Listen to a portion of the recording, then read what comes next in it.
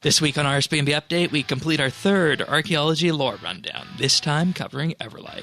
We cover the site's history, cultural impacts, and the mysteries that bind it together. Then, hindsight is 1820 as we head on through bug bans, churning butter, and flying planes.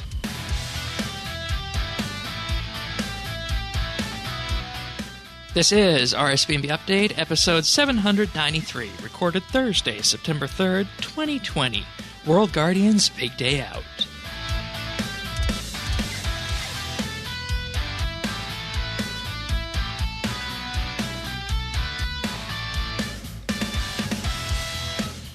Hello, everybody, and thank you for joining us for another episode of RSBANDB Update. This week, we're back in our full technological capacity as we have not been in the last 2 weeks. I feel good about that, and this week's a very fun episode for us. This is our third in the Archaeology lore series. We're going to be talking about Everlight, of course, the Saradomin-based dig site, and in order to do that, joining Tanis and myself this week, we got Diana and Sirion back. Welcome, both of you. Hello, good to be back. Yeah, glad to be here. Everlight, hey? I always thought when we got the first Archaeology glimpse back last year that Everlight was the most amazing, and we'll see if it is from the lore perspective. I know it's still mine that's most visually appealing to me, but we're, of course, getting ahead of ourselves here. If you want full show notes, you can find those at update.rsbnb.com. You can also, of course, check us out in-game at Friends Chat BitsBytes. I'm Shane12088. Tanis is Tanis79. Sirion is just Sirion. And Diana is Dianima. I believe that's what your RS name is. I never get what the underscores is. But if you want to see either Diana or Sirion, just, guest in BitsBytes or guest in Clan Quest, either of those works. But aside from Everlight, we got a Ninja Strike this week and clarification on last week's treasure hunter exploit that we talked about. A rather amazing turn of events with that, but we'll get to all of that in due time, of course. So let's just dive right into Everlight, I think, because, this is one of the more, I was going to say this is one of the more interesting dig sites to me, but they're all interesting to me when it's put on that front. But Everlight is definitely up there, and I don't know how you guys feel. Maybe we'll come up with an answer to that by the end of the show where that sits. But the reason Everlight's interesting to me is because I don't remember what my rec quest it was in back in the day, but there was always the talk of the Icene and what exactly the Icene were. And, we never really got to dive that deep into what exactly their culture was and what role they had in the formation of what eventually became the Eastern lands that was, ravaged. And I feel that the Everlight dig site provides a nice glimpse into some of that history, and it goes back to one of the earliest RuneScape quest lines, and that's really special to me. So yes, it was the final. The final two quests in the Mareki line featured a lot of Icene lore. One of the main characters in the Mareki line is Safalan, who is half Icene, half human, and his mother was the queen of the Icene. So that's where it all ties in. And you're right, this has a big expansion on what we previously knew about Icene lore. I think it's my favourite site out of all of them. I finished it today, and I've got a fair way through all the other ones as well. But from a visual perspective and from how it's structured and how the story comes together, I think this is my favourite site of the five. Yeah. Well, I'm glad it's the Icene you're obsessed with. I thought you were just gonna, admit that you're secretly a big Saradomin fan, in which case I would have had no. end our friendship. I don't like Saradomin. Kind of. All right, laying down the gauntlet early on, I see. Later, So let's just start off with a bit of a backgrounder around this one. I believe this one unlocks at level 42. And it's located on the very southeast tip of the continent, even further southeast than Mauritania, further southeast than the Araxar Cave. And we're greeted with this landmass change from, what is all previously dead and barren swamp to something that is one of the most beautiful vistas in all of RuneScape.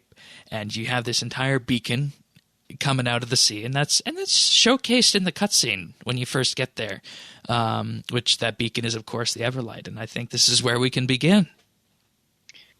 Yeah, so the first thing about this site that's quite surprising is the site manager, and it is Vaneskula Drakan, of all people, and she's a vampire. Again, one of the main characters from the Mareki line, kind of becomes the antagonist towards the end. Yeah. After you kill her older brother, Lord Drakan, in, I think, the penultimate quest, and then you fight her in the final quest, and you defeat her, and you end up with this weird kind of truce arrangement between the humans, between the vampires, and between Queen Arifete, who's the Queen of the Ice Scene. And that's kind of, if you finished all those quests and got caught up on all the 6th Age and 5th Age lore, that's the position you find yourself in here when you meet her at the dig site. I was a bit surprised to see her here. Yeah, because me it's too. the Drakan's family fault that Everlight is in the state it's in at the moment. It was Lord Drakan who sacked the city and destroyed it, sank it below the waves. So what's she doing here? Yeah. I believe we covered this a bit in our initial lore rundown back in March now, before the skill came out. We had a brief summary of it. Right, we did do that. Right. Yeah, which is quite a long time ago now. Oh my God. Time doesn't exist this year anymore. Yeah, no, it's still March as far as I'm concerned. Anyways. Vaneskula is sort of the most, almost the most suitable side lead for me. Like, I absolutely love that you get there and, like, all it's about is, like, turn off this bloody light, I can't sleep. Which is, to me, that's the most RuneScapey of all the side leads. of all of them. Like, it's kind of comedic, isn't it, in a way? Yeah. And I do like Vaneskula a lot. I think she's the kind of fantasy genre character we don't see enough of, which is the stone cold bitch. Yeah. Like, you don't get enough of that, really, in many fantasy games, so it's nice to see her. Did you just call her your side chick, Sarion? No! Oh, okay. No, he didn't. But, I do wonder, though, I think we talked about this with, Morvario as well, how, and even as Nadra, is that his name? Yeah. That's the point. I never speak these names out loud, so when I have to actually, try to pronounce them. Oh, gosh, I'm exactly the same. I'm dreading the next episode we do, which is the Bandos one. I've been practicing. I can't say a single one of those names, so God knows how that's going to go. But I've been practicing. I wonder how the interaction sort of changed to the player as you... Because, at level 42 Archaeology, you can be pretty low level as a character and not have done any of the Myrick quests that have to do with Vaneskula. So, how that interaction develops over time, I think I'm quite interested to see that. But I guess there's only one way to find out. Yeah, and we don't really have a way of noticing I think the way Vaneskula is portrayed in this, the conversations you have with her, is very in keeping with her previous characterization, which is nice. I mean, it does lead on to... I've made a little note later on for one of the first mysteries where I have something to say about how she reacts. But, I think she's kind of characterized the way she has been previously, which is as this, ice cold, doesn't really care, wants the Everlight gone because it's keeping her awake. It's too light, it's too bright, and obviously vampires don't like that. And that's her motivation for being here. Right. But in a secondary way... Why? So my main question was, why doesn't Arifete, the queen, why isn't she here? This is her city.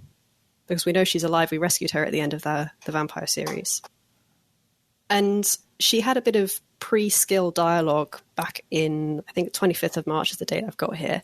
So before the skill was released, she was here with Vaneskula, and they were having a conversation. And she was basically saying how this place has too many painful memories for her. She can't bring herself to return yet. So... maybe she will in future, but for now, the reasoning is it's just too painful for her. So that's the background we get for what happened here. Well, I guess that's better in a way than having, something preventing her from coming back, and it's by her choice with that regard. And I think you can kind of see some of the foreshadowing in the reasons for that in the text of the mysteries, which we'll all ultimately get through, because I know there is a big emphasis on Nefertiti in one of them. So yeah. So why is it too painful for her to come back? Like, I assume the sacking of that city is not a recent affair, right? It's not recent, but Erfate has spent the last several thousand years as Drakan's prisoner on gotcha. the vampire homeworld.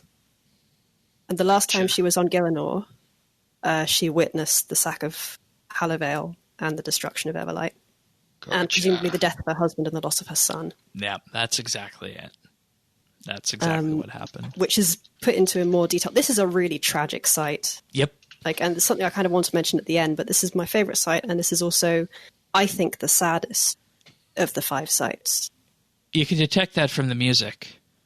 The music, it's heartbreaking, isn't it? So beautiful. All the archaeology music's brilliant, but the Everlight one is just... Yeah, it's so tragic and so sad. Yeah. Very much, in keeping with the whole look of the place as well. Whenever you head onto the main island, you've got this weird blue light. And it's bright, it's beautiful, but there's something not quite right. It's too bright, it's too... Especially if you can kind of see it when you look at the shadows on the ground. They're kind of in the wrong direction, and they're too sharp and they're too bright. There's something quite off. Interesting. Here. Interesting. I never noticed that about the shadows. It's not just a graphics glitch? It could just be a graphics glitch, but I think if it isn't, it also fits the theme. Let's go with that. I like that explanation. Let's go with that, All right. Let's go with that. So is there any other preliminary information we need to hop on before we start talking about the layout of this site? That was all I had next. I think what I was going to do for this episode is kind of go through it the same way as I did for Stormguard, Sure. which is go site by site. Okay. Not site by site, kind of area by area in order of level, covering the research and the mysteries as we go through. And on that, you know what actually makes sense to me now after going through all of Warforged and after all of Infernal Source, and what I like about this one and why I think I felt that from the very beginning Everlight was one of my favorites, it's because with very few exceptions, you can access that entire dig site as soon as you walk onto it. You don't need to unlock, some ancient cavern that you need to walk through or something like that the way you do in Warforged. It's all just right there. Very for expansive, you to walk isn't around it? And, just feel and explore. Yeah, it's a site that suits the what's called the depth of field effect. Yeah. And those kind of long distance visual effects you can play with it. It really suits that kind of area. And anybody watching on the video version will see that in demo right now. It's so interesting that you two say that, because these are the exact things that make me sort of dislike the site. I find, to me, it feels very sort of barren and empty and sort of empty. Like it doesn't really have an atmosphere. Maybe, but for me it doesn't really work. Like, honestly, I find like the crampedness of Warforged, for example, works really well for me. Like, that is an atmospheric side for me. Like, I like that one much better than Everlight, which is just like random things plotted around a large landmass. Okay, so I think that's probably an aesthetic choice, or like a preference with aesthetics, because I think Everlight is hugely atmospheric because it's so open and so empty, and you're picking through the ruins of a city, and there's nothing from that time there alive. But it doesn't feel like a city, right? Like, it feels like there are a few ruins that are part of a city. Like, to me, it's a bit immersion breaking that there's only so little of. Like, it feels very gameplay focused in a way, right? Like, wherever you see like a pillar sticking out of the ground, there's some gameplay mechanic nearby. So it's a bit immersion breaking for me. See, I'm completely the opposite. But that's why I find it so interesting that apparently that people interpret that so differently. Well, let's dive into let's dig into the first area that you can start digging around. So the first area you get to are a really grim opener. You start with mass graves. Uh-huh. It doesn't get much darker than that. And what this is the aftermath of the vampire destruction of the city, the vampire sacking of Hallivale. Yes, you find unmarked graves and kind of piles of skeletons and mounds of earth. And there's 2 mysteries and 1 bit of research you find here. Then the research is basically just saying the central island is covered in burial mounds. These mass graves are for those who fell during the sacking of Everlight. So that's just telling you exactly what's going on. The first mystery, and is kind of the introduction to... This was the introduction to the skill itself at the RuneFest demo. Okay, I remember. Yes. This was how the introduction to the mechanics. I played this exact site. Like when you would do the tutorial, and then they would level you up to level 42 and basically put you where you are here. Yeah, this was the first introduction to the site, to the overall skill we had. Yes. It's called Fallen Angels, and you uncover what's kind of very flippantly referred to as a frying pan in inverted commas. Show it to Venescula. I might call her Drakan of the 3 of this just because it's an easier word to say, but I do mean Venescula Drakan, they're not her brother.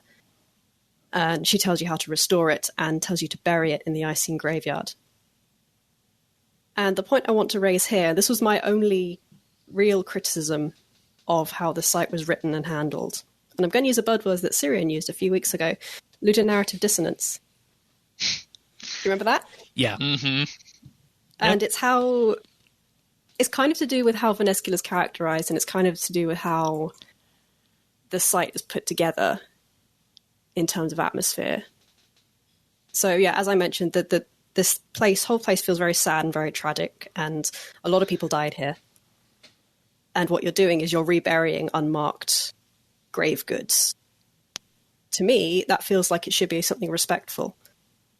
And it should be kind of recognizing the horror of what happened here. Instead, we have Venescula's kind of flippant, it's a frying pan. Oh, it doesn't matter. Kind of almost, I don't know whether she's trying to be funny or whether the writers are trying to be comedic here.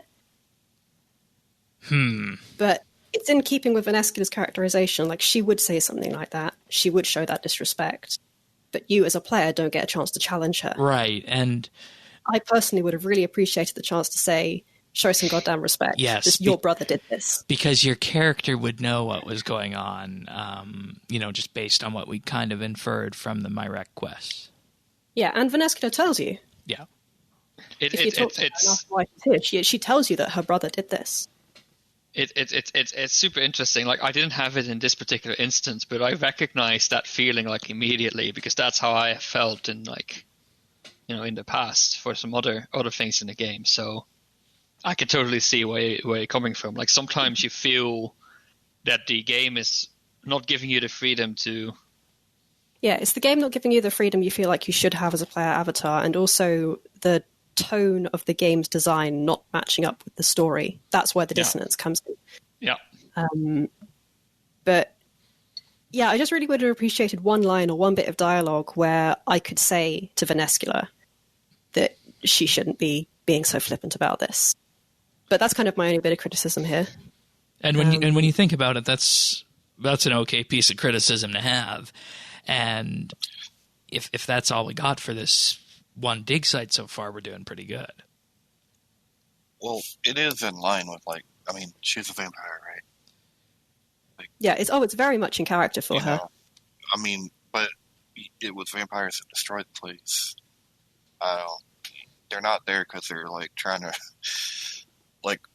save it for posterity. They're there because the light's too bright. So... Yeah, exactly. That's what I mean by it. It fits her, but it doesn't fit me in my playstyle. And it would have been nice to see that brought in, I think. But that's more kind of a personal thing, and it's not really an overarching criticism. Yeah, it doesn't diminish the gameplay and whatnot. No. Yeah. But I did feel a bit of a jar there. And if I recall, this mystery was the one that underscored... was this the one they were talking about their return...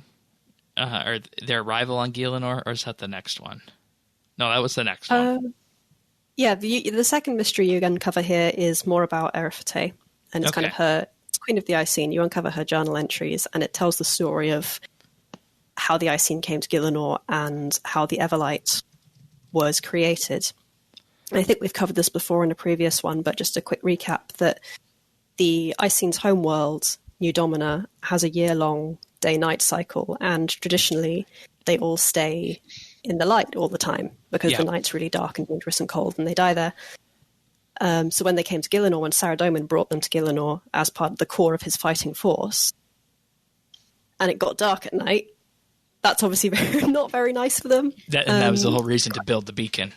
That was the reason to build the beacon, yeah. So Saradomin built this beacon to provide them with eternal light. And the reason I got confused on this is, there was a series of events that didn't lead to this happening, but I was going to summarize all of the mysteries into, one paragraph, and I did the Queen of the Icene one, and for some reason I did that one first, so that's why I thought that was the first entry here. But nonetheless, anything else on Fallen Angels, or should we move on to Queen of the Icene? I just want to say, the Hallowtide lore and the whole concept of Hallowtide being such a different planet, I really, really like that about... Yeah. It's probably my favorite part of the lore, even though we don't learn that much about it. It is nice that they have gone to the effort of designing not just a generic fantasy planet where they come from, where, there's only slightly weird plants and animals. No, there's because that's what happens a lot of the time, right? But they came up with a concept that is not necessarily original and new, but very different and plausible. So, I really enjoyed that part and how that fed into why the site exists and what it is. So, it's a nice example of really solid world building that informs, a nice bit of culture in this alien race. Because you can see little hints towards this origin in the culture everywhere. Yeah. And that makes it feel less artificial.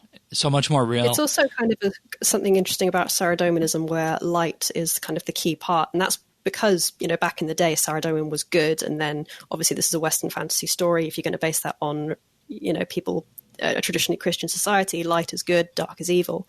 Here's a different reasoning for it, and a more original reasoning for it. Yeah, and when you put it that way, we even have the satanic archaeology dig site in terms of infernal source. Yeah, but again, there was slightly more original twists on it. Yeah, exactly. On the whole thing, it was nice to see. That's a very good way of providing commentary on the threads that everybody is familiar with in the world, I find. I actually think it is meant, I think Saradomin and Zamorak were created very much with this sort of Western culture bias that we have, right?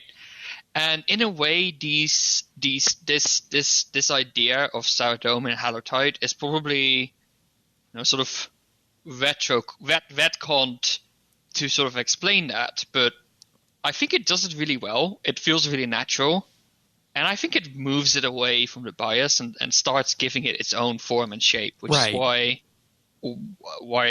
And we first saw that in World Event 1, because before that everybody just assumed the generic good versus evil of Saradomin versus Zamorak, and we've learned since then that it's a lot more nuanced, and that's I think good. Even World Event 1 itself, it was still pretty they tried. They were trying to branch out, I think, with that one, but everyone was still pretty stuck. Yeah. I think it's Dishonor amongst Thieves. Dishonor among Thieves really solidified it. But let's resume with Queen of the Icene, because in addition to talking about how they came to Gielinor from New Domina, that alien world, which, one more comment on that, wouldn't it be neat if we could somehow in the future go there and visit? We have the World Gate. I'd love to. I think we would see that, the way that I took all of that is it kind of shows you kind of how the tradition, where it comes from, as in it was a very materialistic need to be in that light. You know what I mean? Like, that's where they... It was a matter of life and death. Yes. Yeah. Yeah. So, like, you can see where this comes from, right? Like, if it's... That's very, like, with more material than life and death. Yeah, we're going on the Great Pilgrimage. If they went into the dark, they would literally freeze to death. There you go. Like, I'd love to go to that planet and then have like the light and day as actual gameplay mechanic, where like different strips of the world map are available at different days of the week. You dare go into the dark and face what's in there. Yeah. Oh, that would be fun. That would be really fun. Wow. Okay, let's move on. Yeah. Otherwise, I'm going to go on a tangent and design this on the spot. In addition to that, we learned that there was something. Queen Eferete was actually supposed to have a different husband than she wound up with. Yeah. So this is kind of more of a glimpse into Icene culture and kind of pre-Saradominist Icene culture. Queen Eferete was meant to marry the leader of the military, Archon Babel. But whenever she came to Gielinor and they started bringing in human allies, she fell in love with a human man, Askertes, who I think is meant to be a soldier or a warrior of some kind. Yeah, and that whole initial marriage was tradition and convenience. And if you read the actual text of the Queen of the Icene mystery, there's I'm trying to think of the word to describe it, but she is very resolute in that she is not going to do this. She knows that she should, but her feelings are telling her otherwise. But the fact we're on a different world right now, we can make some exceptions. And even Saradomin gave the blessing for her not to do that. Yeah, I think from Saradomin's perspective, it was symbolic of the alliance between humans and Icene that were kind of the core of his military forces. Yeah, that's exactly why. That was the advantage for him. Babel was not happy with this, and he actually gets his own law book later on, where he discusses why he's not happy about this. Isn't it beautiful how these small personal stories are used as a commentary on this fictional culture? Like, to me, it's something I really enjoy about this skill is that there's a lot of personal stories. Exactly, but like... And it's not just great big sociological stories. There's a lot of really personal stuff. Mm-hmm. And it dives in. It goes in really fine and really deep. And it gives you kind of a wider picture while it does that. It's very clever. Like, we learn about these things from a very biased perspective. And then, we might be led to believe things in one way at, like, the earlier levels of a site. And then the more we learn, the more those earlier stories are also put back into context. And all of a sudden, like there might be a big spin and a big twist in sort of how things go. And I think they balance that really, really nicely. Yeah. In all these little personal stories. The writers for this. It was the same in the Infernal Source about when we find out about what demons are really like. Yeah, exactly. It was told through small personal stories that flipped what we thought we know about demons on its head. It's exactly the same thing happening here. It's perfect. It's perfect. Anyways, let's continue with Queen of the Icene because, as with every story in the archaeology lore, there is tragedy involved. Because, we got to frame this in terms of the war that they were brought to fight because, this wasn't just a vacation or a colonization trip, right? It was actually out of necessity that they come fight for Saradomin against the Mazharat, Zaros, and whatnot. And with that, there's, of course, sacrifice. Her new husband was captured. Yeah, so when Drakan took Everlight and took the city, he captured Askertes, and under threat, I assume threat of death, Eferete surrendered to him and kind of ordered everyone else to get clear, to evacuate if they could. She would surrender to save her husband. Her son's already been smuggled out to safety somewhere, and then we meet him much later on whenever he's grown up and he's Safalan. I think it's safe to assume that Askertes was killed at this point. Yeah. But we don't know for sure. And Eferete was taken back to the vampire homeworld and remained there. Right, and what I remember when we first learned about this relationship between Eferete and Safalan and who the dad was in the vampire quest, that was certainly a twist, and I'm glad to see that they have expanded on that. And, I always wonder in these kind of situations, was this lore written back when they were developing the Myrek series, or was this lore written for Archaeology? Probably a mix of both. Like, whenever you're designing a quest, whenever you're designing a story, you're going to feature much less in the actual final product than the world building and the character building that went into it. So there'll be lots of notebooks and sticky notes and things with all this lore on the outside that you can then pick up and include in later features. What are you laughing at? I recognize myself as I look at my desk with random post-it about my world-building notes just lying around. Yeah, my experience in making games I feel attacked. What you put in the final product is a much narrower slice of what was actually created. I just, as we talk through these things, like each of these mysteries tells a story in themselves that would not stand amiss as having an entire quest about in RuneScape. So thinking about this skill and how, I don't know how many mysteries there are in total, like 30, 40? Quite a lot, yeah. Like the amount of effort it must have taken to develop all this lore compared to, just a quest.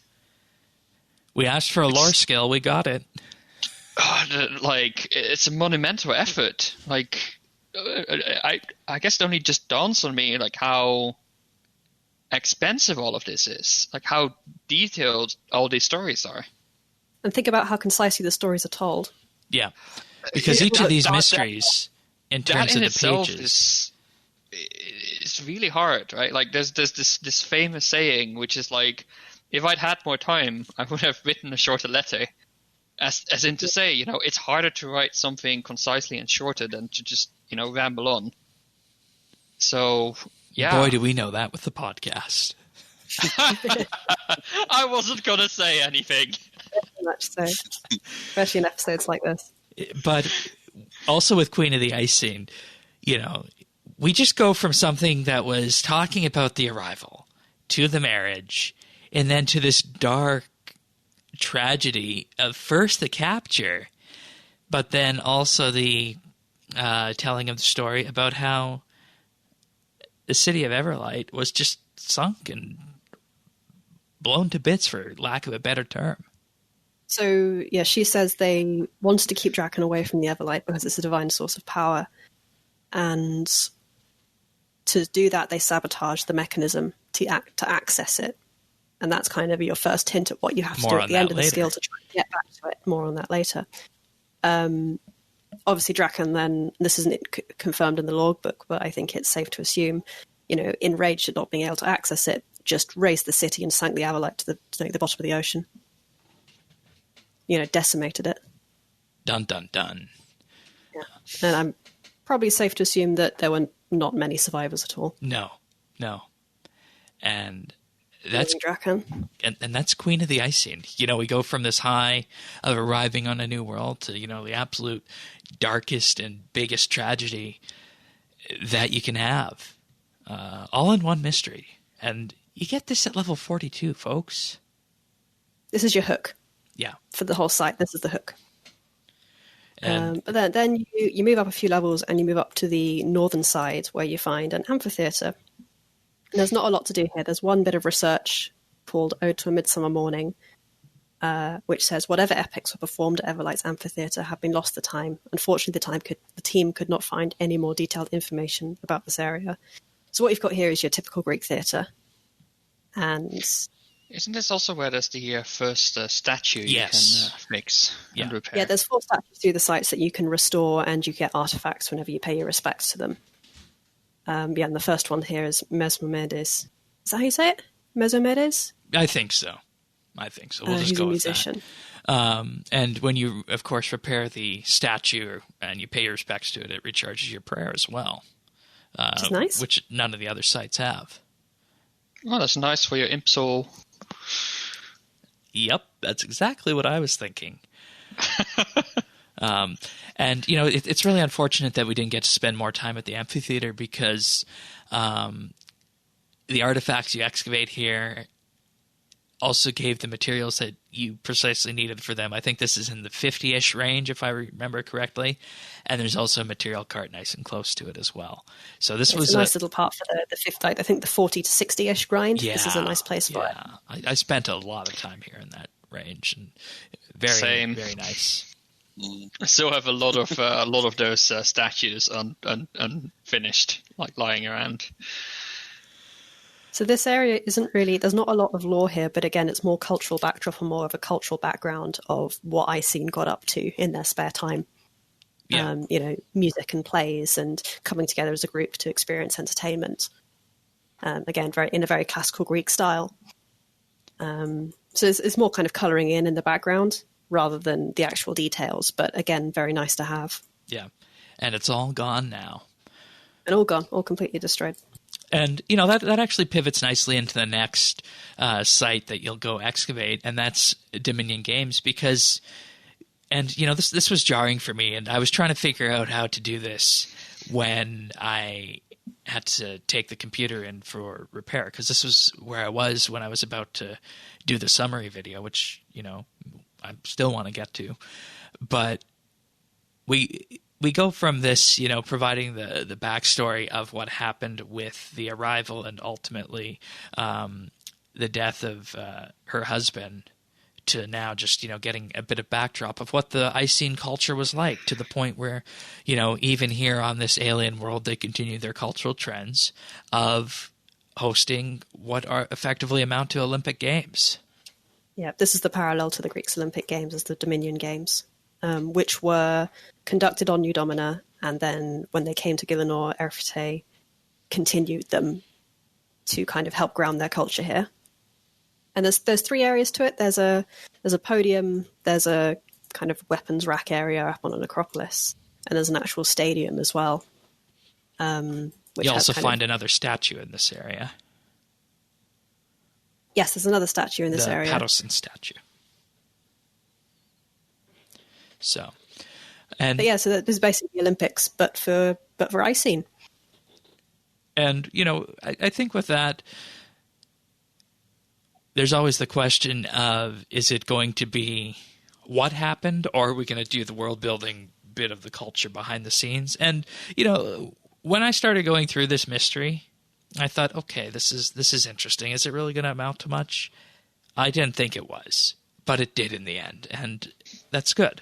It filled out the gap in the knowledge and just provided, I guess, the filling of what we didn't know about the Icene, let's say. Yeah.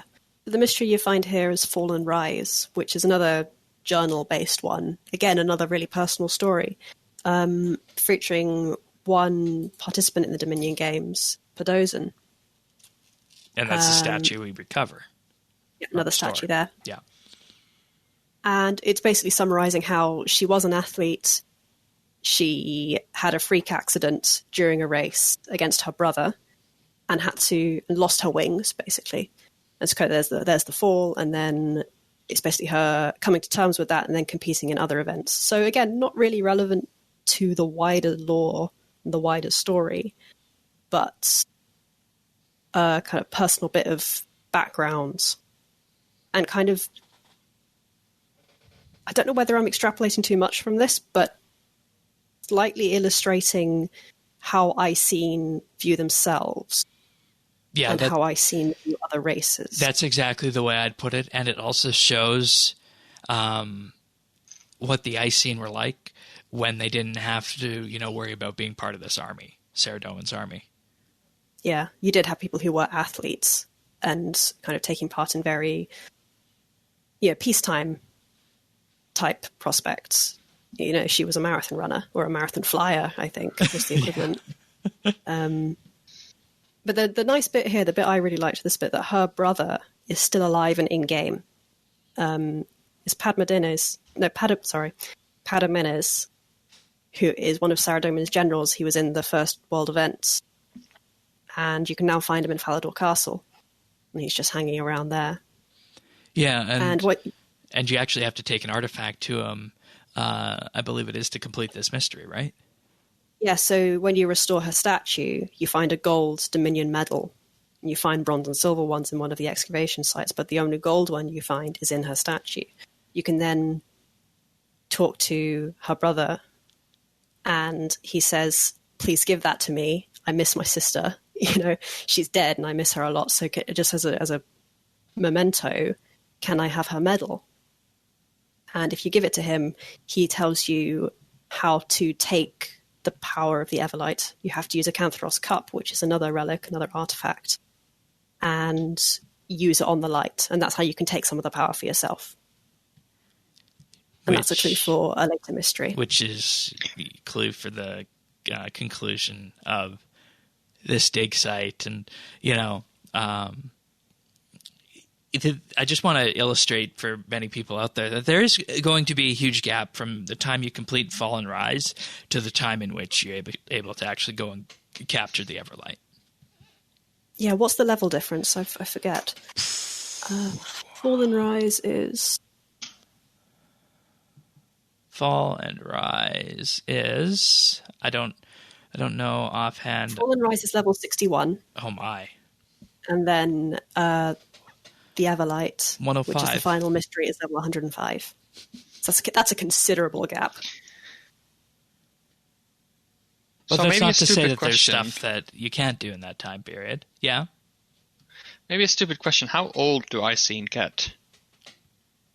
This is a difficult question. I think their very, very long time is the safest answer. Padomenes is still alive, obviously. Yeah, exactly. That's why I'm asking. He's portrayed as... It's kind of implied that he's portrayed as a young man at the time this journal was written. And we're looking back to just before the Third Age, right?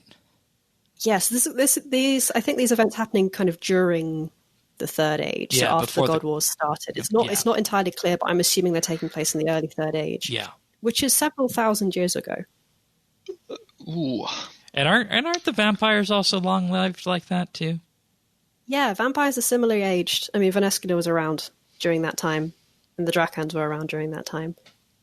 So I don't think they're strictly immortal, but they're very, very long-lived. Okay. But I don't know for sure. Zoyan is the same. She was alive during the God Wars, and she's still alive today, although she was in the God Wars dungeon all that time, so I don't know whether that's had an impact.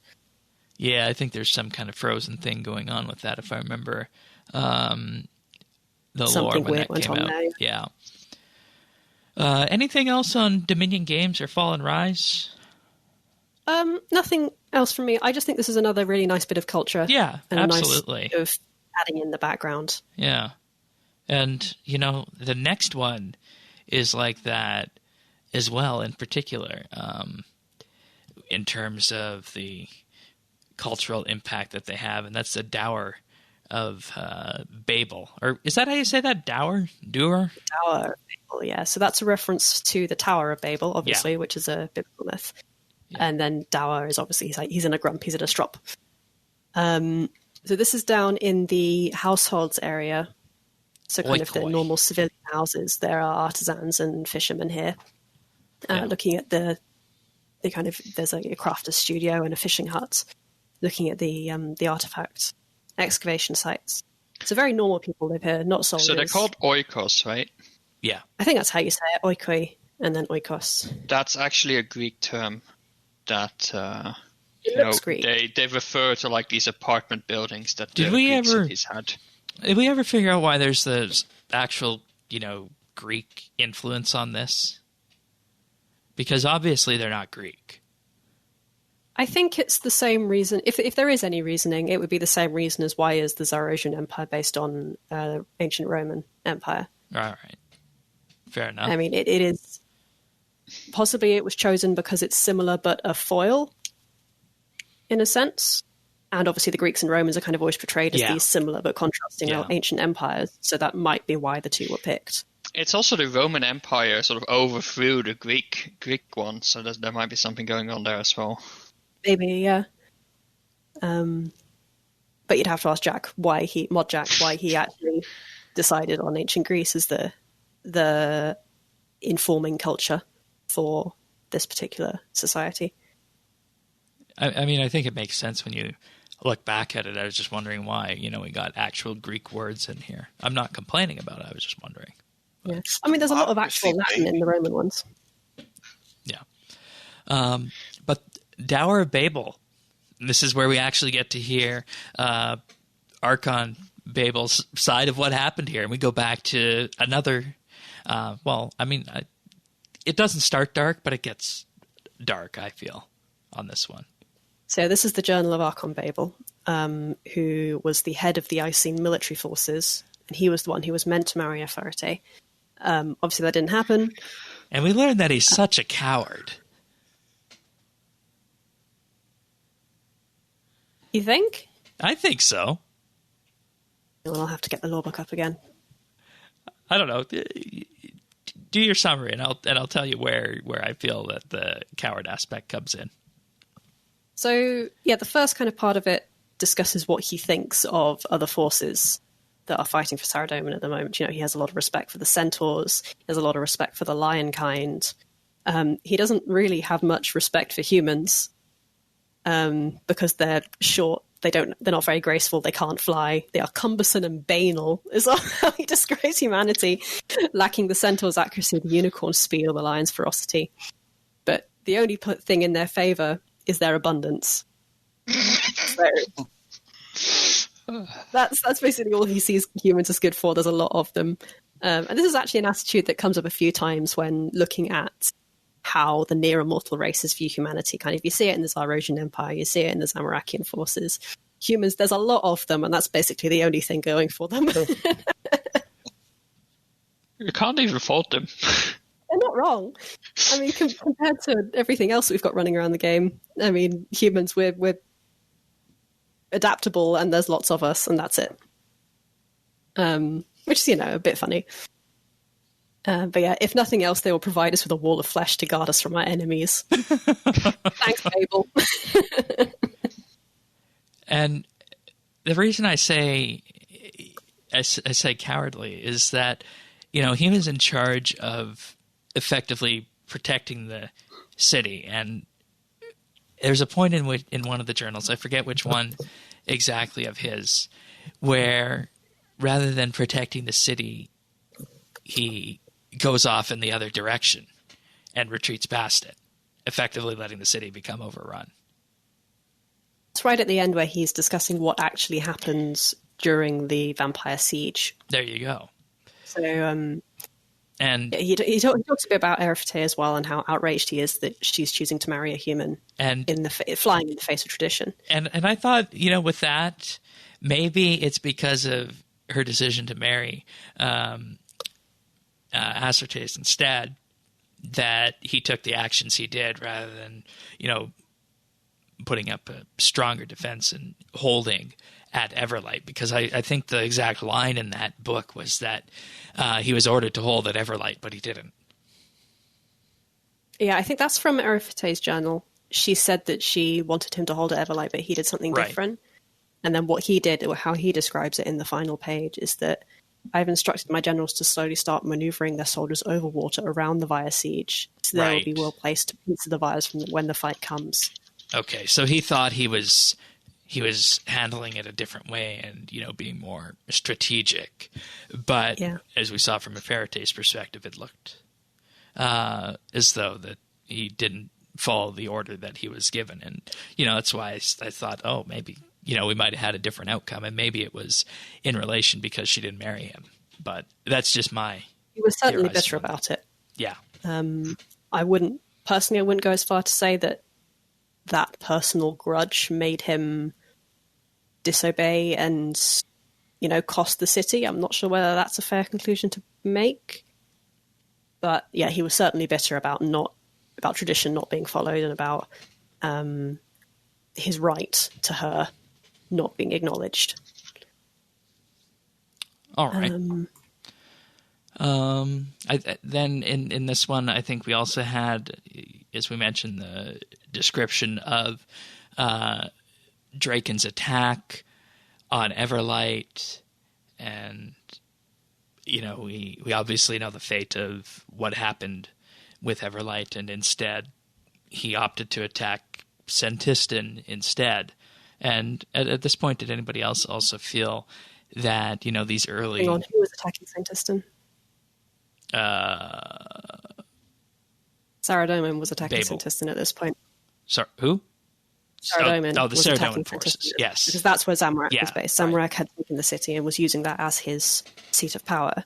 So the reason Saradomin couldn't come to the aid of Everlight during this attack is that he was focused on fending off Zamorak's counterattacks with demons, and I think in the lore book they describe green-skinned mercenaries, which will be goblins and Bandosian forces. Yep. Because both Zamorak and Saradomin bought mercenaries off Bandos during the God Wars. So that's where they come from. They came from the Warforge. Yeah. I was about to say, don't we learn that in one of the different lore books? Yeah, we learned that in Warforge or something. Yeah. But yeah, there's a nice little link to one of the other sites here is that that was kind of why Saradomin had to leave Everlight to be attacked and to be sank. All right. Anything else on the Oikoi or the Babel mystery? That was all I had here. Yeah. It's only really the next couple of sites that the story gets going again. Yeah. Most of this is cultural backing. Yeah, and that's good. It's lovely. It's really, really nice. But these next ones, really kick it into that high notch and once again just start tying everything together masterfully. Yeah. So the next site you move to is the Acropolis. Again, traditional Greek setting, a place where people would come together for verbal, not entertainment, but more kind of debates and idea sharing. That's the kind of... the Acropolis was mostly a religious place in Athens, right? Yeah, in Athens, the Acropolis was a temple. Right. I suppose what would be the equivalent? In Rome, it would be a forum. I don't know what the equivalent was in ancient Greece, off the top of my head. Was it an agora? That would be it. Kind of a place where people came together to talk and to have meetings and to do debates and that kind of stuff. Agora. Philosophers and people would come here to do academic things as well. My knowledge from middle school about ancient Greek culture has finally paid off. So yeah, it's not an Acropolis in the literal sense of the word, but it's that kind of style. And you can see from its placement in game, it's up on a hill, and it's got that architecture as well. And this is also the dig site where we get the rod of Asclepius, which is this is another Greek influence. If you look at the description of this one, it says Asclepius seems to be a figure from early Icene culture, and there's a connection with him being a renowned healer or surgeon. And it's a snake or worm twisted around a spindle that is also connected with medicine. So is that Apollo? No, Asclepius is actually a well-known... he was a god, but it's not the same as Apollo. He was the god of medicine. Okay, so he was an actual mythological and then figure. the snake, like in many logos of like healing,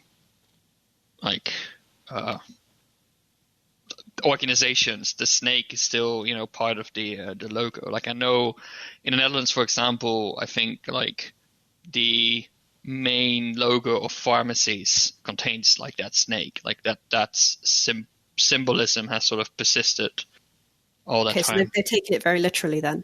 Yeah. From real life mythology and transposed it into here. That's interesting. And that of course leads into the mystery in this area, the Epic of Hebe. Is that how you say that? It's either the Epic of Hebe or the Epic of Hebe, and I don't know enough Greek to confirm. I say Hebe. I could be wrong. Correct me if I am. All right. Anyone who's listening to this, I think English people would call it Hebe. Yeah. It could be Hebe. No, trailing E's would definitely be pronounced. Okay, let's say Hebe then. What I found really interesting about this is that it is a fictional story in its own right. And you can find out a lot about a culture by the stories they tell each other and the stories they tell themselves. What they, especially if it's an epic. So epic stories are they're quite moralistic. They're things to aspire to. You've got these heroes coming in and doing epic deeds. And it's like, oh, this is a, like a superhero film these days. It's what kind of people are revered as doing impressive things. So you can discover a lot about what the people are like and what they think is important through their stories and their myths. And I can't actually remember where else in-game we have an in-game myth being told. Not actual lore, not actual history, but a myth. So that's a nice thing to have. Nothing's coming to mind, but continue. Yeah, I can't remember anything off the top of my head. So interestingly, Hebe is actually a Greek goddess of youth or the prime of life. And the official Greek pronunciation would be Hebe. Oh, wow, so okay. in English, it's generally pronounced as Hebe. Okay. In-game, she's characterized as this very spirited, very independent young Icene who gets... I think back on Eudomina, she got involved in some trouble. She killed someone who was hurting people and got exiled to the Twilight Knights. This is another bit of nice Icene background. This elite force of soldiers who were patrolling the barrier between day and night, doing whatever needed to be done on that boundary. And then when she came to Gielinor, she became so well known that she was granted a very special rank.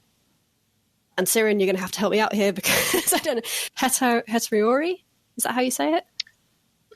Let me look at the pronunciation. Hetiroi. Hetiroi, kind of a leader of her own house. And that's a very high rank and a very special thing. And I think Saradomin himself gave her that. And what she started to do, it gave her independence to do what she wanted. So she defended the borders of Hallowvale and got into all these adventures where she, fought and tamed a wild lion. She defeated a hydra. And all these things are very in keeping with what we might hear from Greek heroes. You got Hercules and Jason and all doing these amazing feats and killing dragons and doing all that. Even as far as people aren't even sure if she's dead. She wandered off and, maybe she's still alive. Maybe she's somewhere in the jungle with her lion, defending everyone with her cup of Everlight light. It's really interesting about the cup because in Greek mythology, Hebe was actually the cupbearer of the gods. See, that's a nice link. I like that. But yeah, for you, like I said earlier, you can tell a lot about a culture by the stories they tell. So what does this story tell us? It kind of shows that despite the overarching Saradominist theme of order and social order and how you people thrive in structured societies, there's still room for respect for rebels and individual strength and bravery. And putting that to good use for society is something that's seen as an adventurous and good thing to do. And you can almost compare it to the story of Garlandia, who was the Icene pacifist, who tried to convince this Icene to stay on Eudomina, and Saradomin ripped her wings off. So possibly a nice comparison there. Now, with how military prowess versus pacifism is seen within this kind of society. Now, with this being the epic of Hebe, do we know if Hebe was a real character, or is this just something that was told as a story? Or could she perhaps exist? I think it's the case where it's told as a story. It's told as here's what happened to Hebe back in the day. It could be the case that she was a real character and maybe she did do some of these things, but possibly they've been blown up over time into this mythological character. Maybe she did actually do these things. It's entirely possible in RuneScape. It's a fantasy world. Entirely possible it's factual. Yeah, that's what I was thinking. But it might not be. It might be an aspirational story as well. All right. But I found this a very interesting thing to do because, we haven't really had an actual story within the story here. Yeah. And just think of the impact this would be if this was actually found to be true. She's still in the jungle somewhere with her lion. Yeah. This could all be one grand way of tying up the storyline someday. I'm just saying, I'm not saying that's actually going to happen. I'm just saying that's a possibility based on this. I think it would be nicer to leave her as fictional. Yeah. And it adds a lot to me. And then it keeps that spark of wonder alive, let's just say. Hmm. So, all right. Is it time to go underground yet? It's time to go underground. The final stage of the entire dig site is figuring out what to do with the Everlight. How do you turn it off? How do you turn it down? How do you make sure Vanescula gets a good night's sleep? Priorities. Priorities, right? So what you do is you take a Dominion torch that you recover from the Dominion game site, and you plug it into a sconce that's kind of at the back of the Acropolis. There's a little gateway that's locked, and you have to put a torch in the sconce and light it, and that opens the door. And you go inside and go underground to a very surprising bit of environment to me. I absolutely love the contrast here, the lighting, and just how it was so different than what was on top. It's beautiful. It's so beautiful, and the music here is wonderful as well. Yes. There's a lot of lovely water effects and all these little corals and sea creatures that have become exposed. Now the Everlight has risen back out of the water. This bit was all completely underground, under the sea. So this bit is all, exposed now. And it's so lovely down here. You know what's a real shame about this is that, I absolutely love the way this looks. But the real shame about this is that from what I can tell, there's only really two sets of artifacts down here that you'll uncover. Yeah, there's only the stockpiled art and the... I don't actually know what the other one is yet because I haven't got to that level. I think it's like 117 or something high like that, yeah, that you come back down under there. But I wish we could spend more time under there. The remains of the soldiers, the Optimatoi remains down here as well. I like having the art. This is just a bit of a side note that we've had art in the Infernal Source, and there's art as well in Karat Et. But you get some here as well.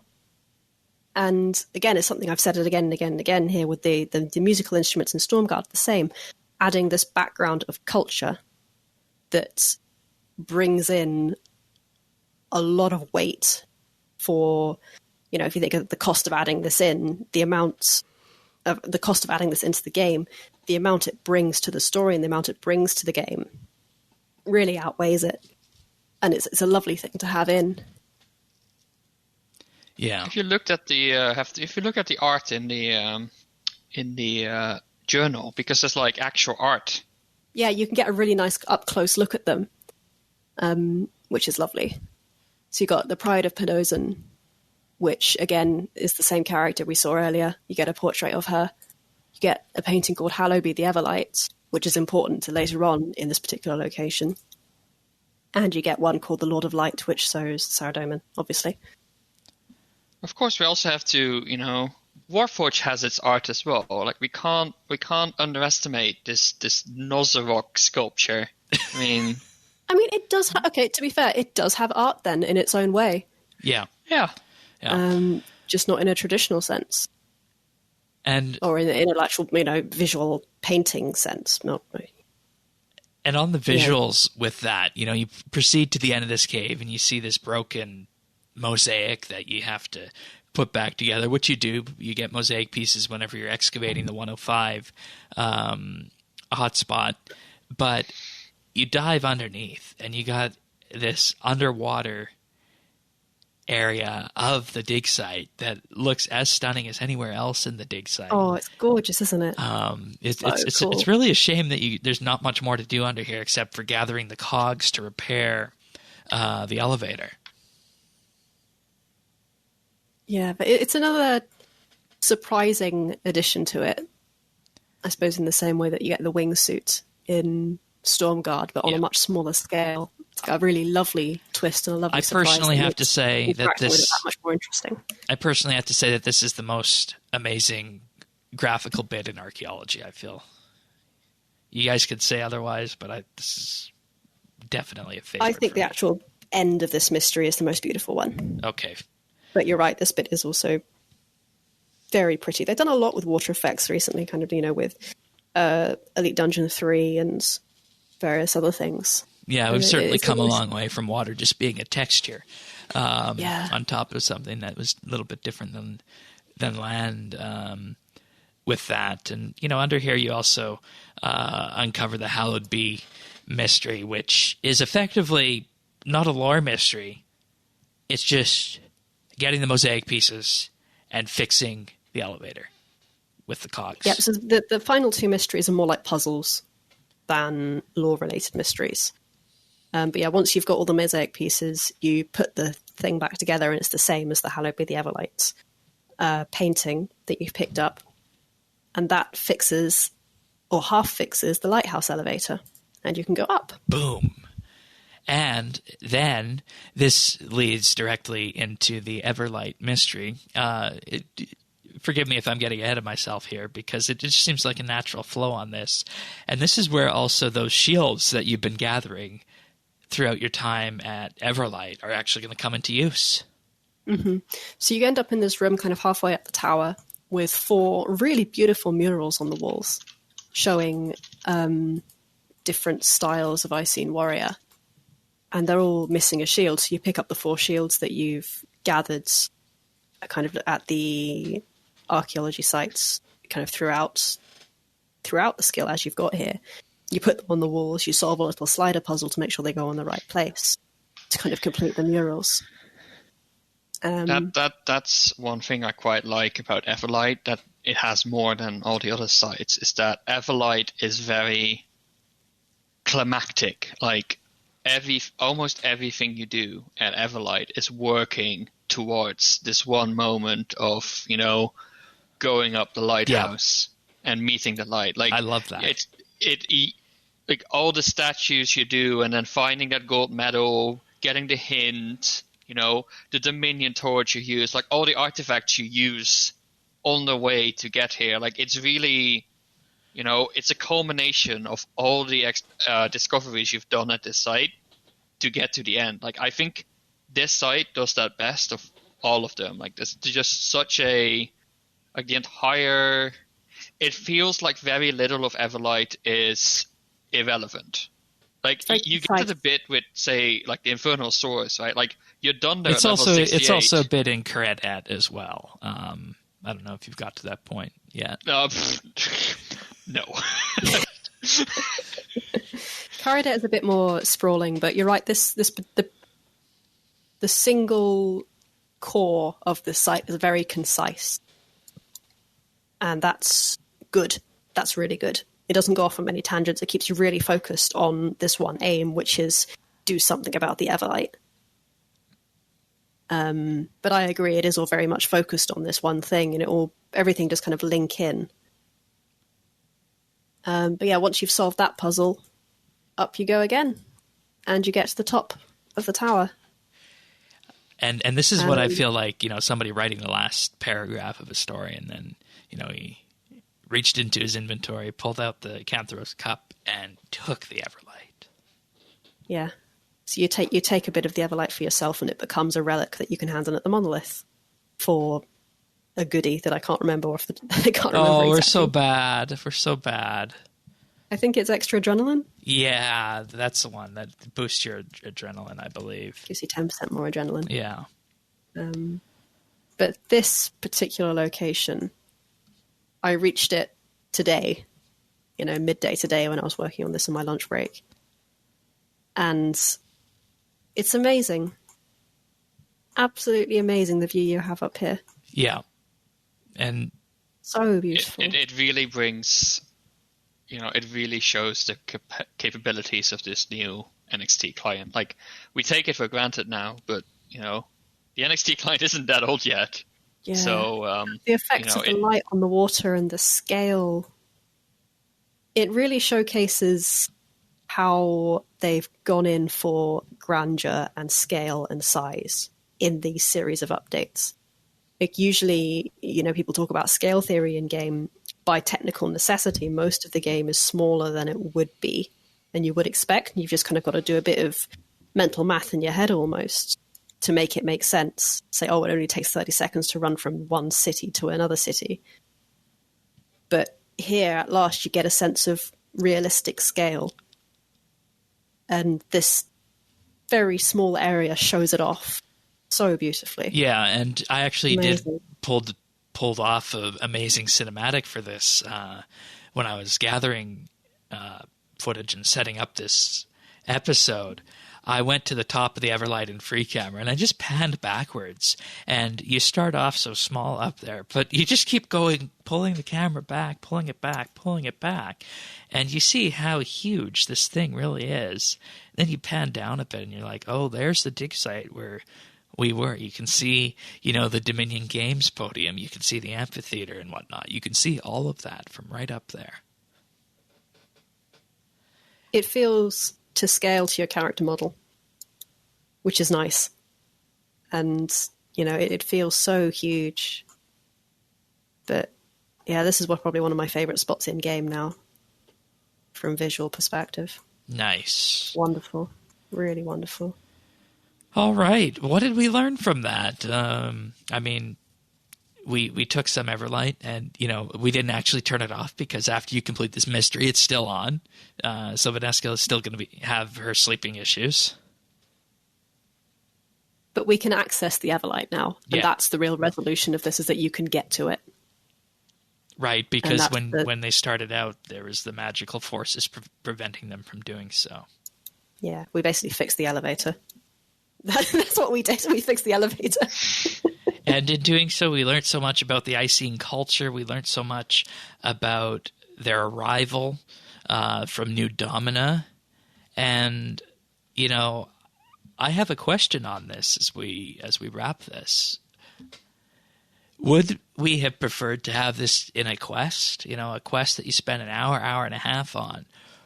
Or is this the better way of going about it throughout just getting tidbits from a skill from level 42 to 105? I don't think this story could have worked as a quest. I think the story only works because you get all these personal...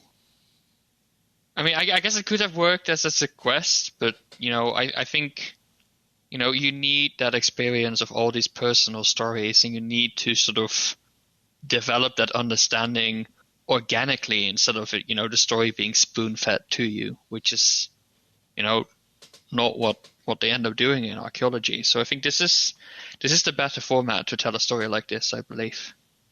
I agree. I think it's set up to really suit the pacing of Archaeology, kind of lots of small, relatively slow reveals within an atmospheric location that even if you just spend some time looking around, will add to your understanding of the story.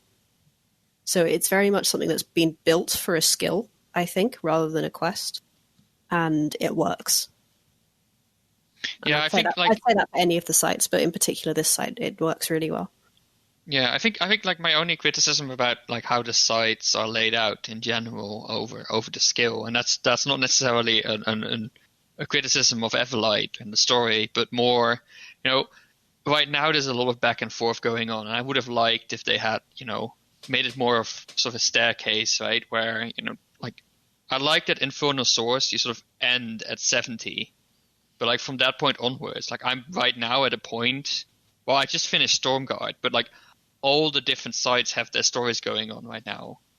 And I know that most of them don't resolve until like deep into like post 99. So it would have been nice, I think, to put the start and end points of the sites closer together and sort of stagger the sites a bit better. But, it's a bit nitpicky, I admit that. Yeah, if that's all you have to complain about, that's pretty good. Right? Tanis, any thoughts before we move on? No, I appreciate this site. I haven't gotten to the workings of it like you guys thought. I'm actually looking forward to that. I think it's going to be a lot brighter from the way it sounds. Yeah, and so that'll be nice. But no, I don't think that I wouldn't want this story told in another way. I'd much rather have it like this, where I can have as much as I want when I want, rather than I'm stuck now doing puzzles for an hour. and I think that bodes nicely for the way that they're going to be doing some of the story stuff going forward too. So that's good. I think one final note before we wrap and move on. Going back to what I said about at the start about this being the most tragic site and the saddest one. Yes. The main difference between Everlight and the other 4 sites is that this is a civilian location. Caradet is a fortress.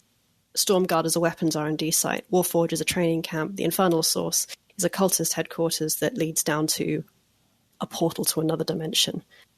This is a city. And, obviously there were soldiers here and there were military installations and stuff like that, but it was predominantly the Icene home. And you can imagine, this is probably busy with families and busy with people who had nothing to do with the fighting.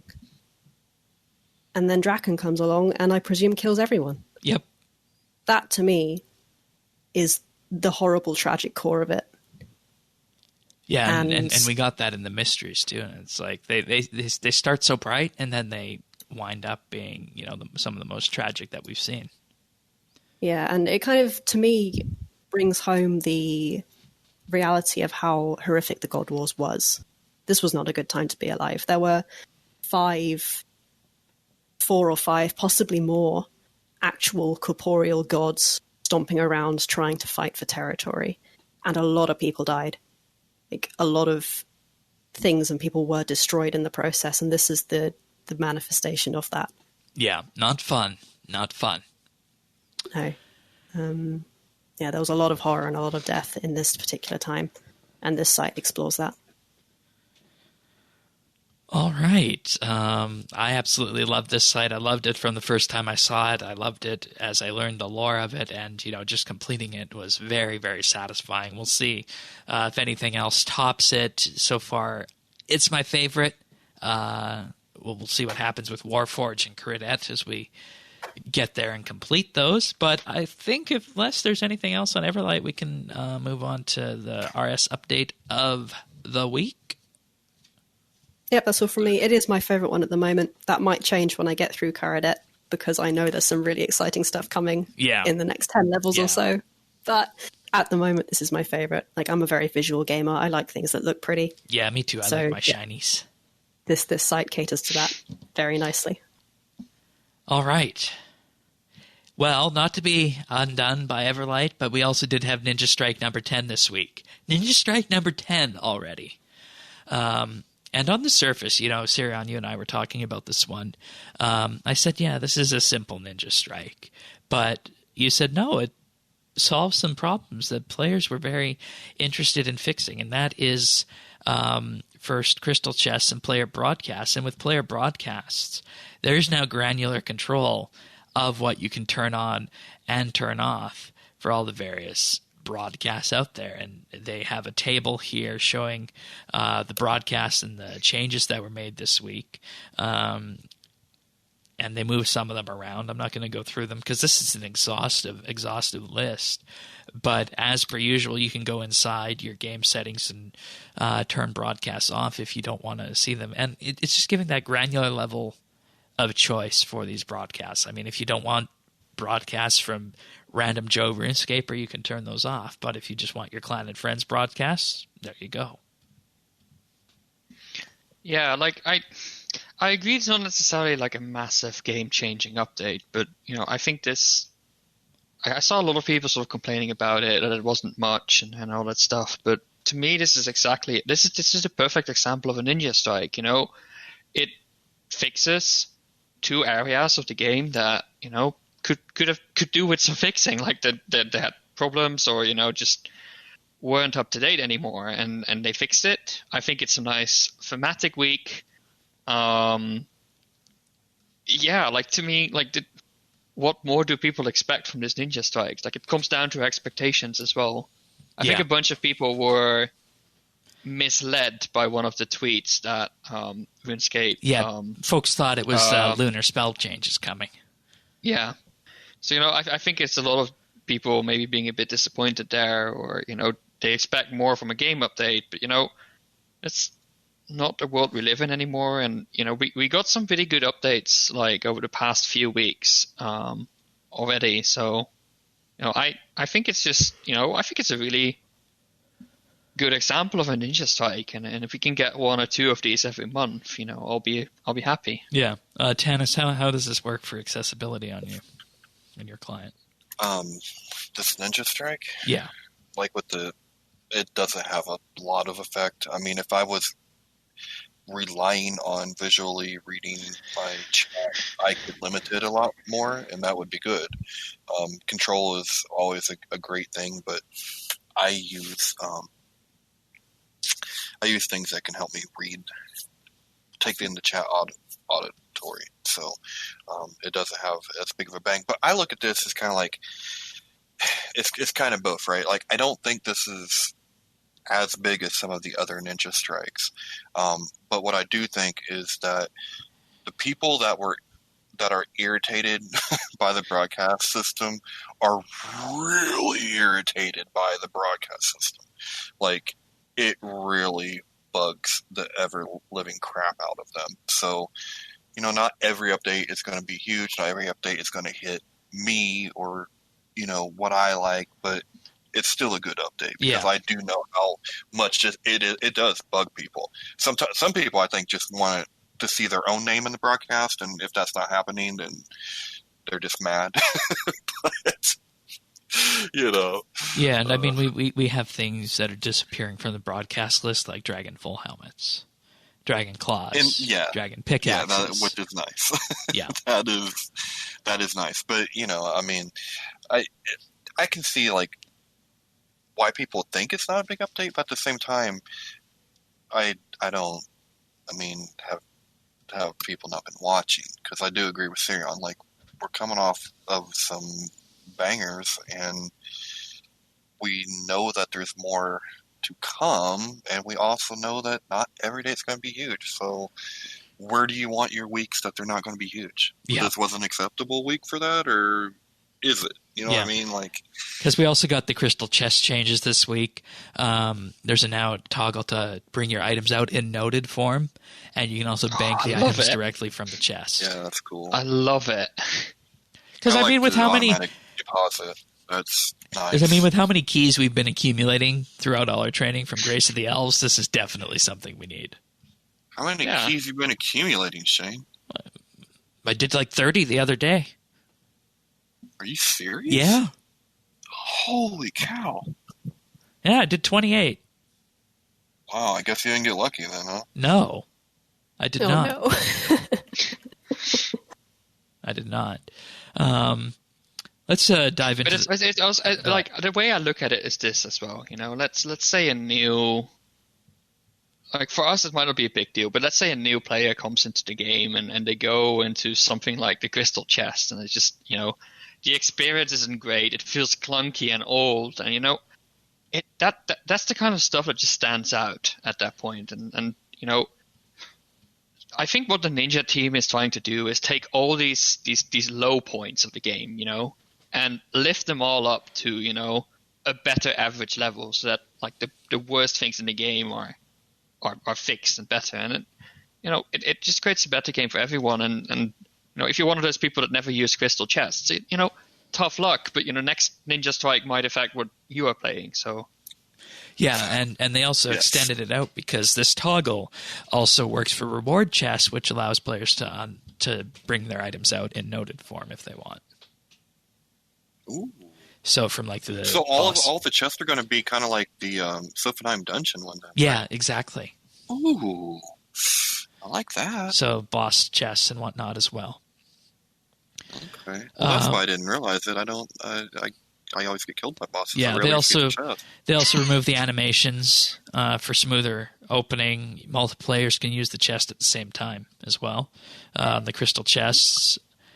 They've also changed some minor balancing with Triskelion keys. You guys ready for this one? The 125 Adamant and 750 Coal Stone Spirit drop is now 15 Bane Stone Spirits. And the 40 rune and 320 coal stone spirit is now 5 light and 5 dark Animica stone spirits.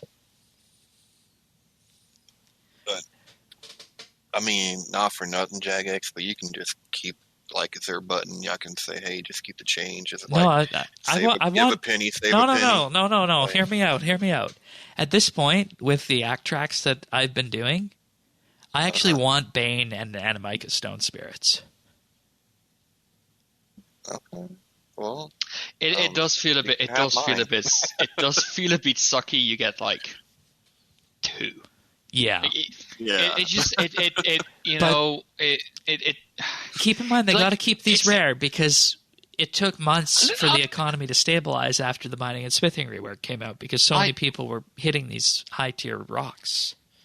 I'm not saying you're wrong, and I fully agree, but it's the same as you get like 2 diamonds from like a drop. Exactly. They add up over time. They do add up over time, but crystal Triskelions are not something you just keep doing over time. Like, so you want this to be like a big bing wow moment kind of thing?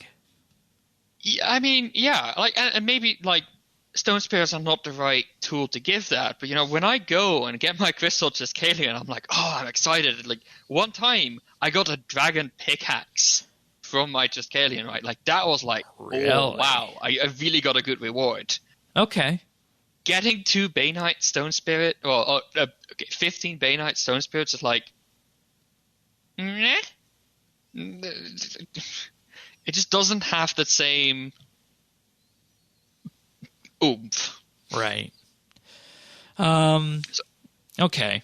I can see that. Diana, how do you feel about these changes to the Triskelions, amongst other things?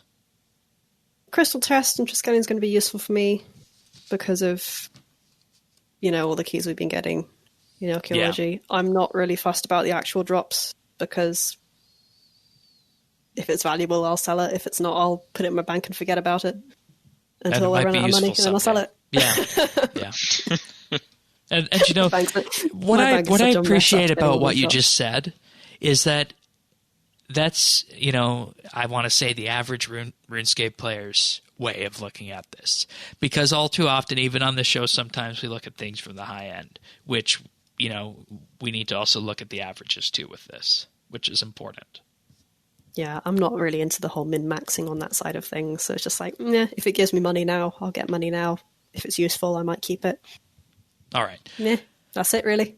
We also had some changes to alchemical hydrixes this week. The Essence of Finality will now appear in the Constitution ability book when filtered.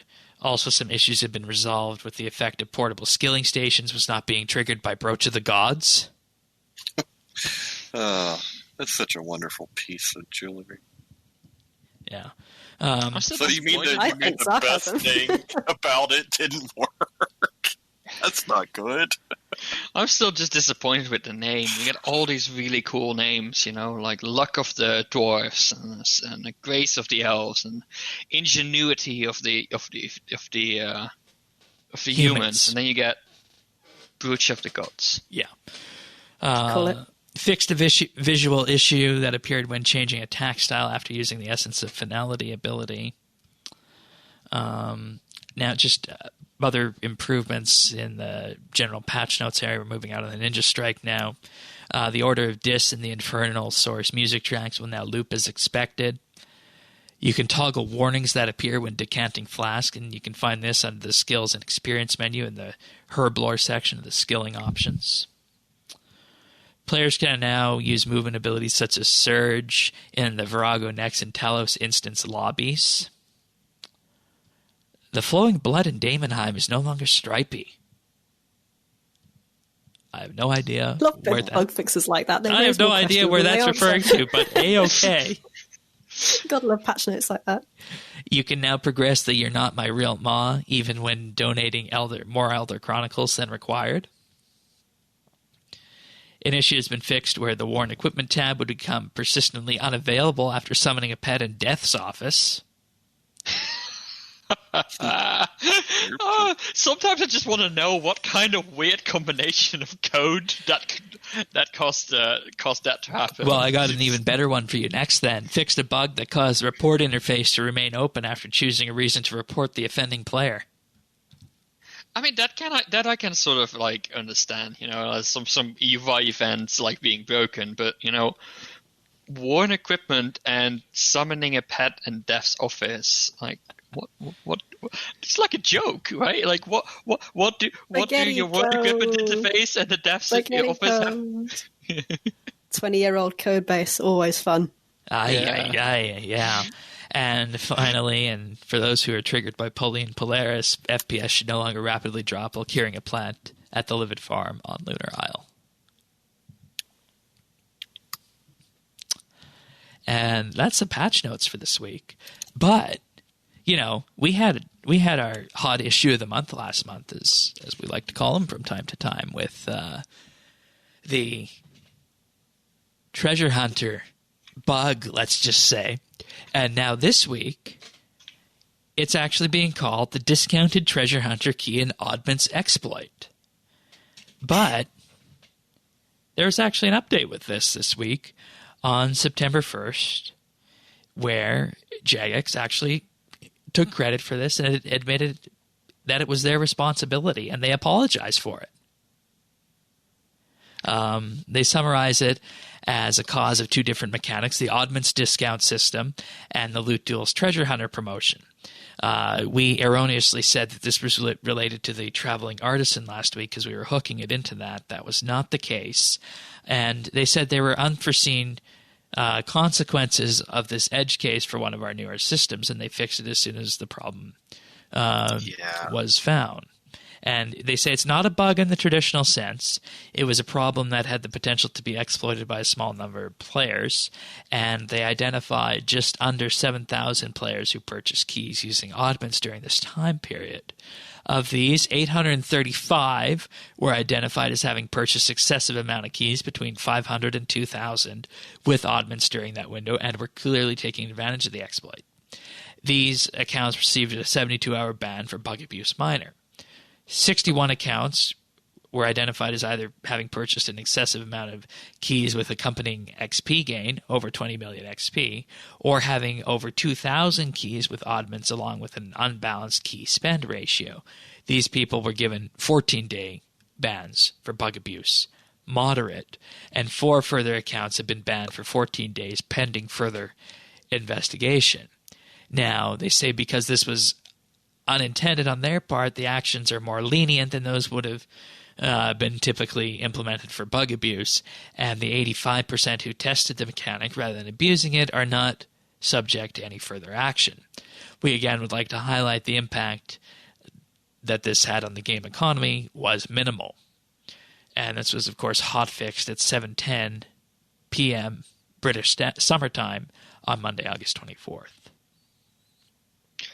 I mean, I was kind of convinced that they would limit these bans to known excessive plays in the first place. Like I didn't really think that it was as big of an issue as many people made it out to be. Yeah, when I heard the fuss about it, I thought hundreds and hundreds of people had been banned, but it's just like, less than 100 got a 14-day ban. Yeah, and is that it? and I don't like when they just ban players, tell them it's bug abuse, and then just shed all responsibility off them. I don't like it. I get it, but I can also understand it from the company's perspective, because there's so much that can go wrong if you admit you're wrong and made a mistake in this and then ban people for using that. So this post and update came quite unexpected to me, but I respect it that they really went out of their way to say, we're wrong, we apologize, and for me that means this issue is done now. They apologized, and these things happen. I know these things happen because these things happen in software. That's just you're never going to get around that. So, I missed the part where they said the 61 people who were banned for moderate bug abuse also had an XP rollback. Right. Yeah. And I think looking at this post, they took appropriate action to this response, and they apologized. What more do people want? I think we got more than honestly than we right, and that we deserved. They still took the crap for it. And I was actually surprised that they were able to do this, because I thought, if you say this and this is related to a paying system, aren't you opening yourself up to some kind of legal trouble, perhaps? Yeah, you'd think. There's going to be some person out there who's going to sue them for something, right? Well, that's unfortunate. It's unfortunate that it has to be every.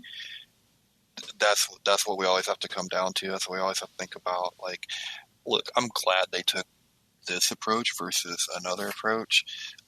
Had there been like permanent bans, I would probably not be real happy about it at all, because I think the responsibility does rest with Jagex on that. But at the same time, I get the line. You're walking, but it's unfortunate that you have to walk that line, because I just hate it that we're talking about that instead of talking about like how do we prevent it. You know what I mean? Like, we could be talking about something else. Oh, you can bet they had a discussion internally on how to prevent this. Whenever something like that happens, any company worth what they say will have that kind of. I don't really accept debrief. the like. It's them dirty players again. No, I don't think anybody would have said that. That's not. I don't accept that either. That is not a tone they were pursuing on purpose. I think that's sort of a necessity as a company these days, and I totally agree with you. I hate that companies have to be this way, but that's. I think that's kind of where we're at. So. All right, I think we can leave that there, and it's good to handle these things in public and do it transparently than not, and that's important. And I think a Jagex of a number of years ago would not have done that and has been transparent about it, so that's good. So yeah. All right, let's move on. We do have a listener question this week, a tiny one, but that's okay. Before we do that, though, I'll just remind our listeners about our Patreon page where, if you want to support the podcast, you can do so. For as little as $1 a month, you gain access to an entire back catalog of monthly bits. You get early access to the show notes, and, of course, you help fund the costs of hosting and production of RSBANDB Update. You also get to vote in the monthly bits, which our Patreon folks just finished doing, and it ended in a tie. So what this means is that the two options that pulled the highest were RuneScape's graphical identity and alternate history. Invention wins over Prif.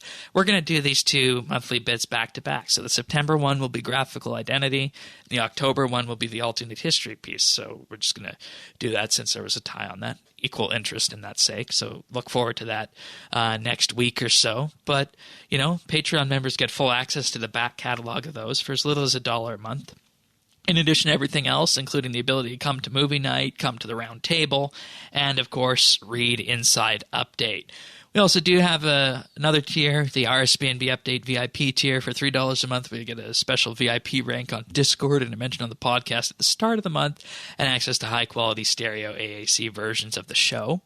We also do have a $5 a month tier, the RSBANDB Update Insider. You'll get a shout-out each and every week on the podcast and gain exclusive access to the outtakes that we use to form the clip show at the end of the year. So if this sounds like your cup of tea, visit patreon.com/RSBANDB, just like many other people have. And I'd like to thank some of these people right now, in particular this week.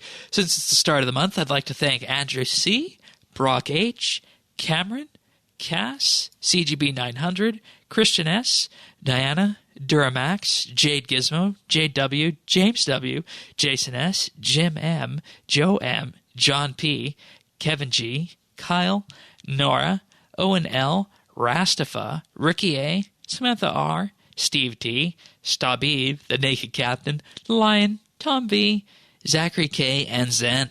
Thank you, all of you, for your support. It truly means the world to us. And if you want to check out more of this, just visit patreon.com/RSBANDB. And thanks so much, everybody, for making these episodes possible. Thanks, guys. All right. So from Sunset Fish this week, in our question segment, with the 20-year anniversary coming up, how would you like to celebrate with Jagex, and how would you like them to celebrate with us? So hear me out, okay? Right? Like, so people always say that the old days are better. So what if we just took like an old backup of, like, let's say 2007 or something like that, and like spin it up on a separate server, and then people can play that and see how. Syrian, I hate to break it to you.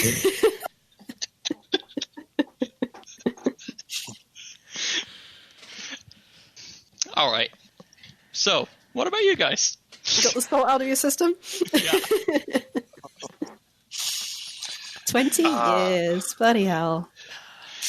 I want RuneScape's Hero Walk. I want a new park area set up, a big dedicated park to this, and what you would do. And I don't know where you'd put this. You'd have to find a spot for it. Maybe it could be instanced.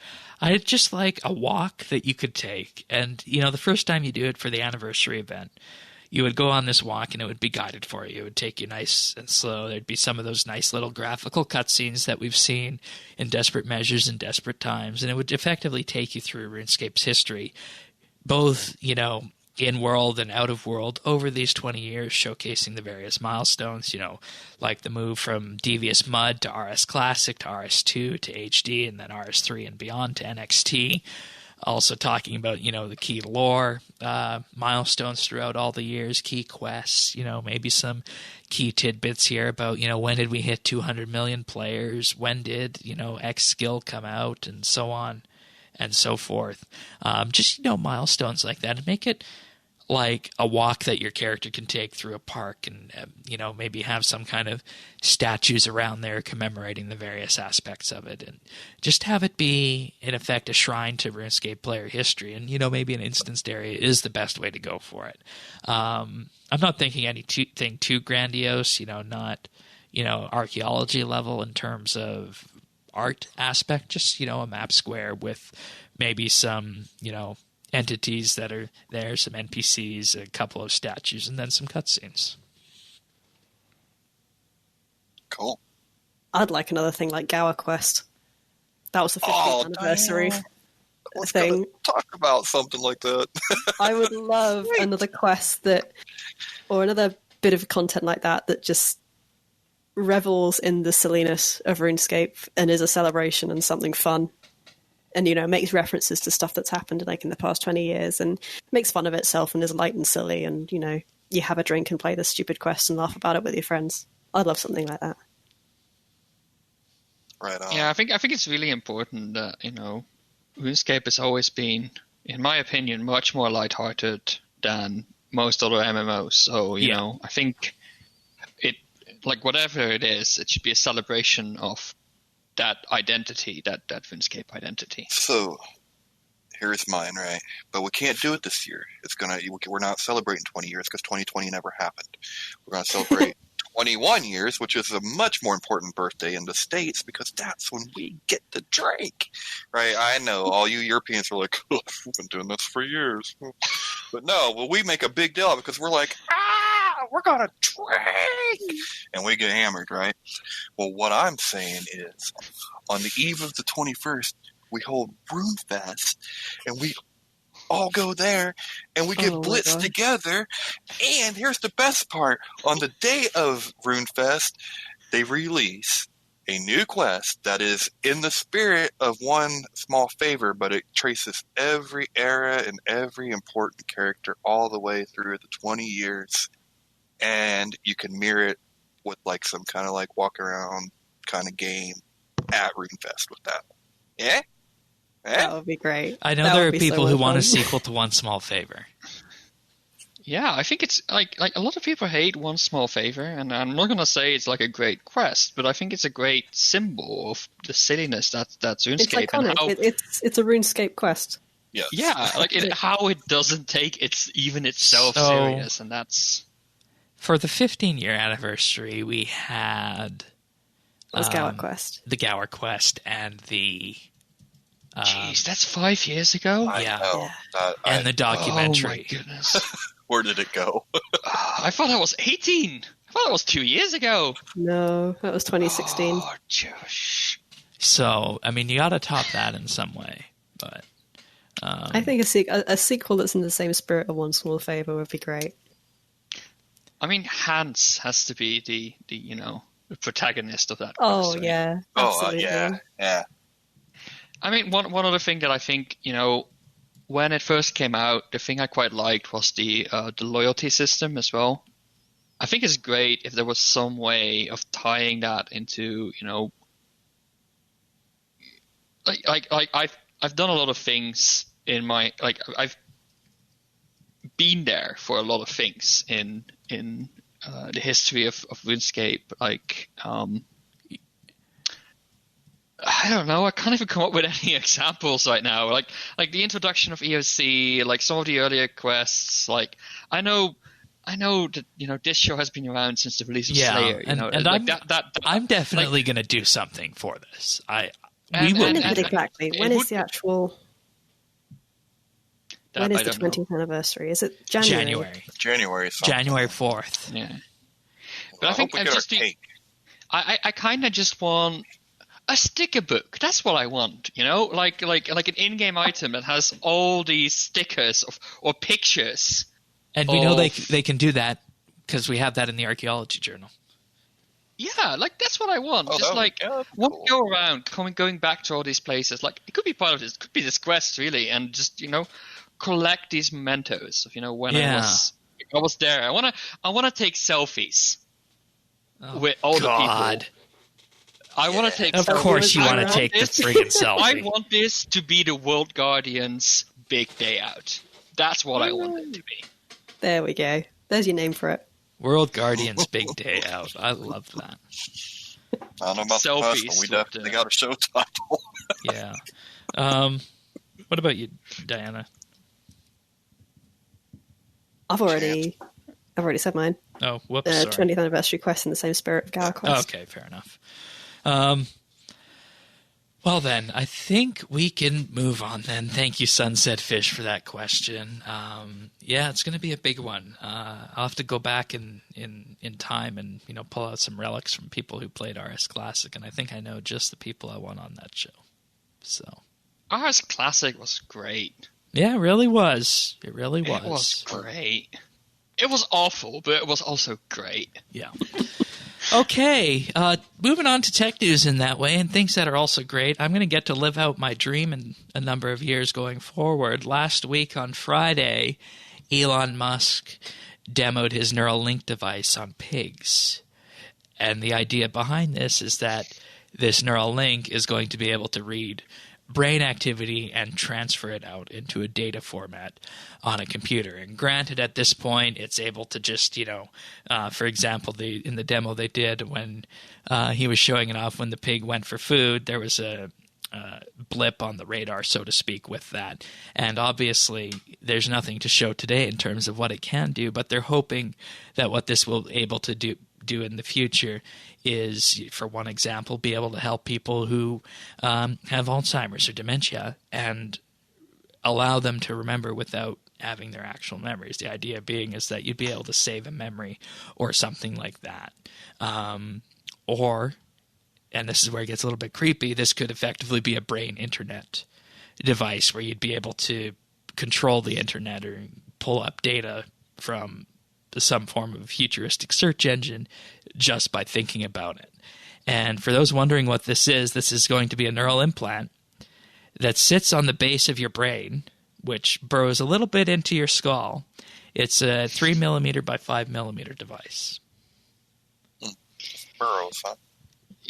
I'm a big fan of technology and new technology, I would say. But yeah, no.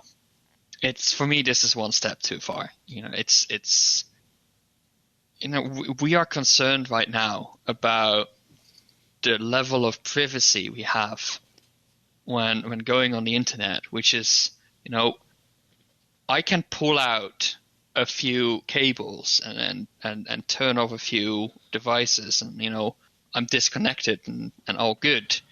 But this, to me, it just it might be sort of a momentum thing. Like maybe our children and children's children will think nothing of it. But I'd line up for this. To me, like, it's an absolute. It feels like an invasion of it's.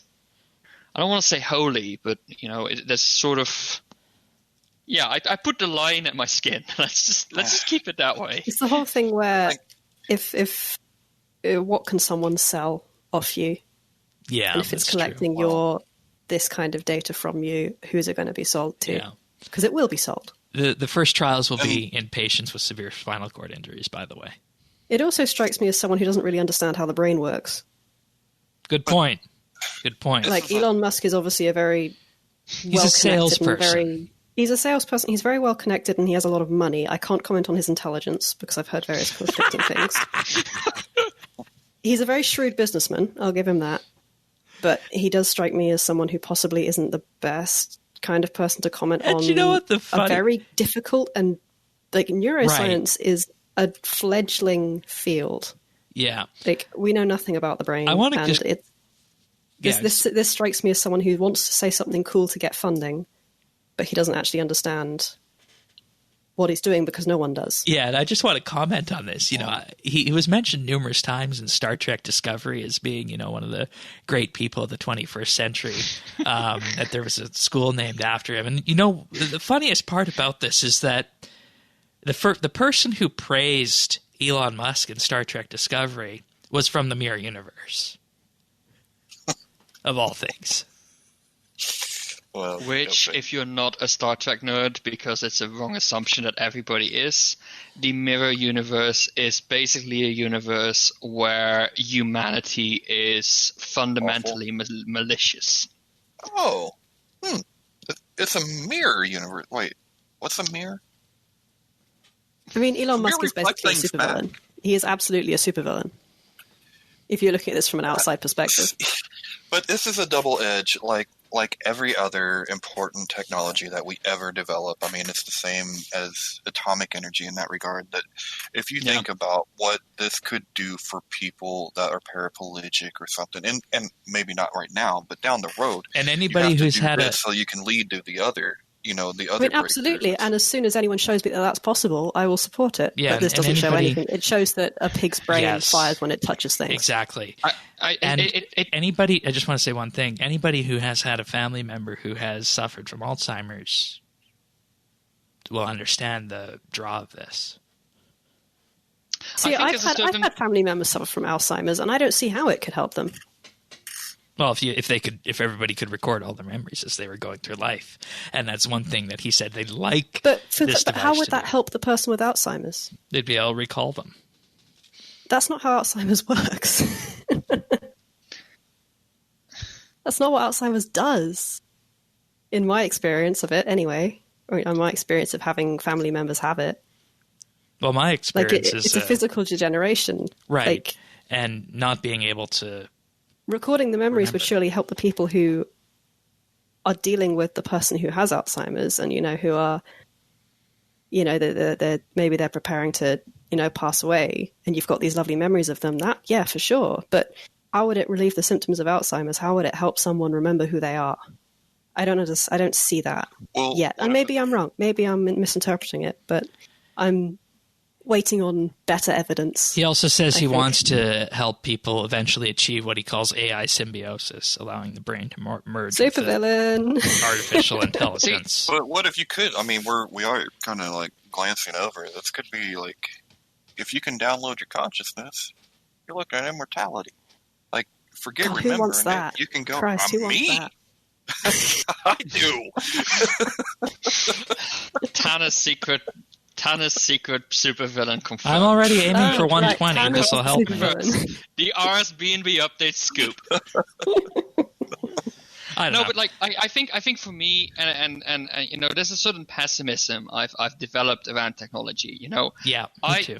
If you think about, okay, I think we can all agree that Facebook to some extent is pretty nefarious, right? But if you think about the fundamental mission of what Facebook started as, it is to connect people that may not be able to connect people, like that might not be able to meet like physically, or it is a social network in many ways, as in it was an enhancement of our social interactions, which there is nothing wrong with wanting to do that. Like, I think the main mission of Facebook is not a nefarious one, and I think if you look at a lot of technologies, they all came with a promise of great and amazing new things, and they can all do that.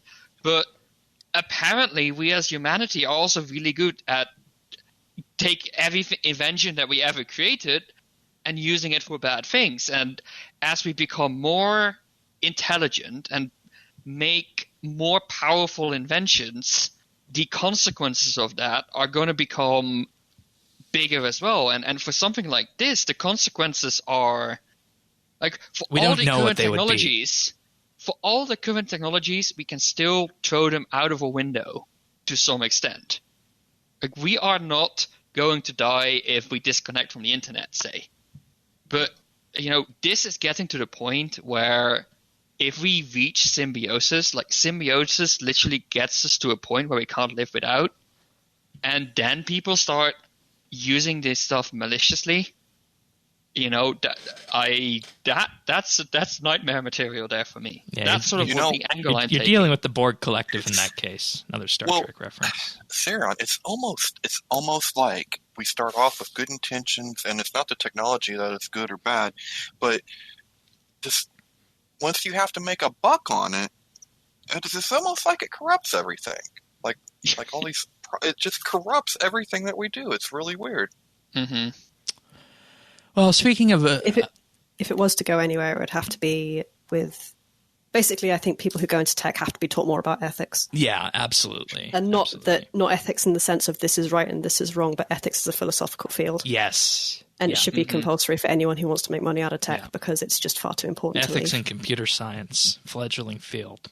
But also, speaking of $1, the new NVIDIA graphics cards, the GeForce RTX 3080 series, has been announced to be launching on September 17th. They bill themselves as being twice as fast as the previous generation, which we'll have to wait and see how that holds up, because it's been ages since we've seen something double in performance here. Moore's Law is dead. Yeah, it is. And, they say it's going to be $700 US for this card. They're also going to be having an even more powerful one, the 3090, and that's going to be more expensive than the $700 version. But for everyone else, there's the 3070 series as well. And, we're in this really interesting spot, I feel, with the graphics card technologies, because NVIDIA at this point is so far ahead of AMD that you have to really ask the question, is NVIDIA putting out their true showing? Because it's been ages since AMD has been able to meet or exceed NVIDIA. They meet their mid-tier stuff really well, but on the high end, it's just 100% NVIDIA. And all these cards also go for crypto mining as well, so they're going to be even more stupid expensive than the list price on them. But, we are looking at the next generation of NVIDIA graphics cards here. For all we're saying about Moore's Law being dead, I continue to be amazed by graphics cards specifically. Like, when I went to uni, which is not that long ago, like maybe like 5 years, like what I was taught in school is, you can't do physically accurate lighting models based on ray tracing in real time. It's too expensive. We simulate it, we fake it, and we make it look good. That was 5 years ago. And here's the second generation of ray tracing cards. And here's the second generation of ray tracing cards, which it's absolutely baffling to me how fast that has moved and the difference it has made. And, it is very likely that in maybe like a couple of years from now, like ray tracing in games is the standard, which it's magical to me. Like I know more than the average person about. Can you just give us a quick 30-second summary on what ray tracing is? I think we did it before on the podcast, but let's do it again. Oh yeah, 30 sure. seconds. 30 seconds. 30 seconds on the clock. Ray tracing is normally we see things because light reaches us from a light source into our eyes. Ray tracing is trying to simulate that by doing it backwards, by shooting rays from our virtual eyes and see if they hit a light source, because all the laws of physics related to light are symmetrical. Okay. Does that make sense? Nice. Very nice. Well done. So it just makes it's just going to effectively make our games and whatnot look more realistic, way more realistic. Yes, because normal shading models, we look at a pixel and we calculate the angle between the light, the surface, and the direction to our eye, and we use some smart formulas to simulate the rough brightness of that point on the screen. But we can't do things as reflections. In real life, all objects reflect light. Some are like shiny. You might have like multiple reflective materials and get like reflections of reflections. We've all seen it. Like it all feels very natural. But calculating this all in real time is really expensive. So we fake it. And by doing ray tracing, you can, in theory, have reflections of reflections of reflections of reflections. And, it all starts looking more realistic because we have been trained all our life in the real world. So we know what realistic lighting looks like, which we can much better simulate in these new models. Yeah. Now, speaking of what these graphics cards are going to be able to do, it's thought that the RTX 3080, the baseline high-end model, will be CPU bottlenecked unless you're running at 1440p or 4K, unless you're in some specific games, which we'll talk about later. And this raises a question of, who exactly needs the 3080? And we'll just have to wait and see until the benchmarks arrive on that. But I want to move on to our last piece of tech news right now, because this is something that many of us who took our first step into the digital world in the late 90s and early 2000s here we're going to be aware of, and that's the Nokia 3310. That's that old brick of a phone that was many people's first cell phone, turned 20 years old this week. And they probably all still work. I mean, people are complaining about nuclear waste and plastic as waste, but I think there's like containers full of these things that just can't be broken apart. They just won't die. That's like a secret vault under Antarctica where we just put all these phones because we don't know what else to do with them, right? They are called bricks. Maybe that's what people are throwing. September 1st, 2000 was when this phone launched, and it had that iconic Nokia ringtone. And, it had a small LCD screen on it. And this was when phones were phones. When they you sounded very old when you said that. Somebody. I know. I didn't have this one. I had one of their flip phones, but I knew people who had this one. And, I had that one. One thing I never understood.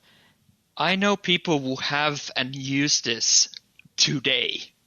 Like, still in use. Burner phone? The original Nokia 3310. They also have tinfoil, right?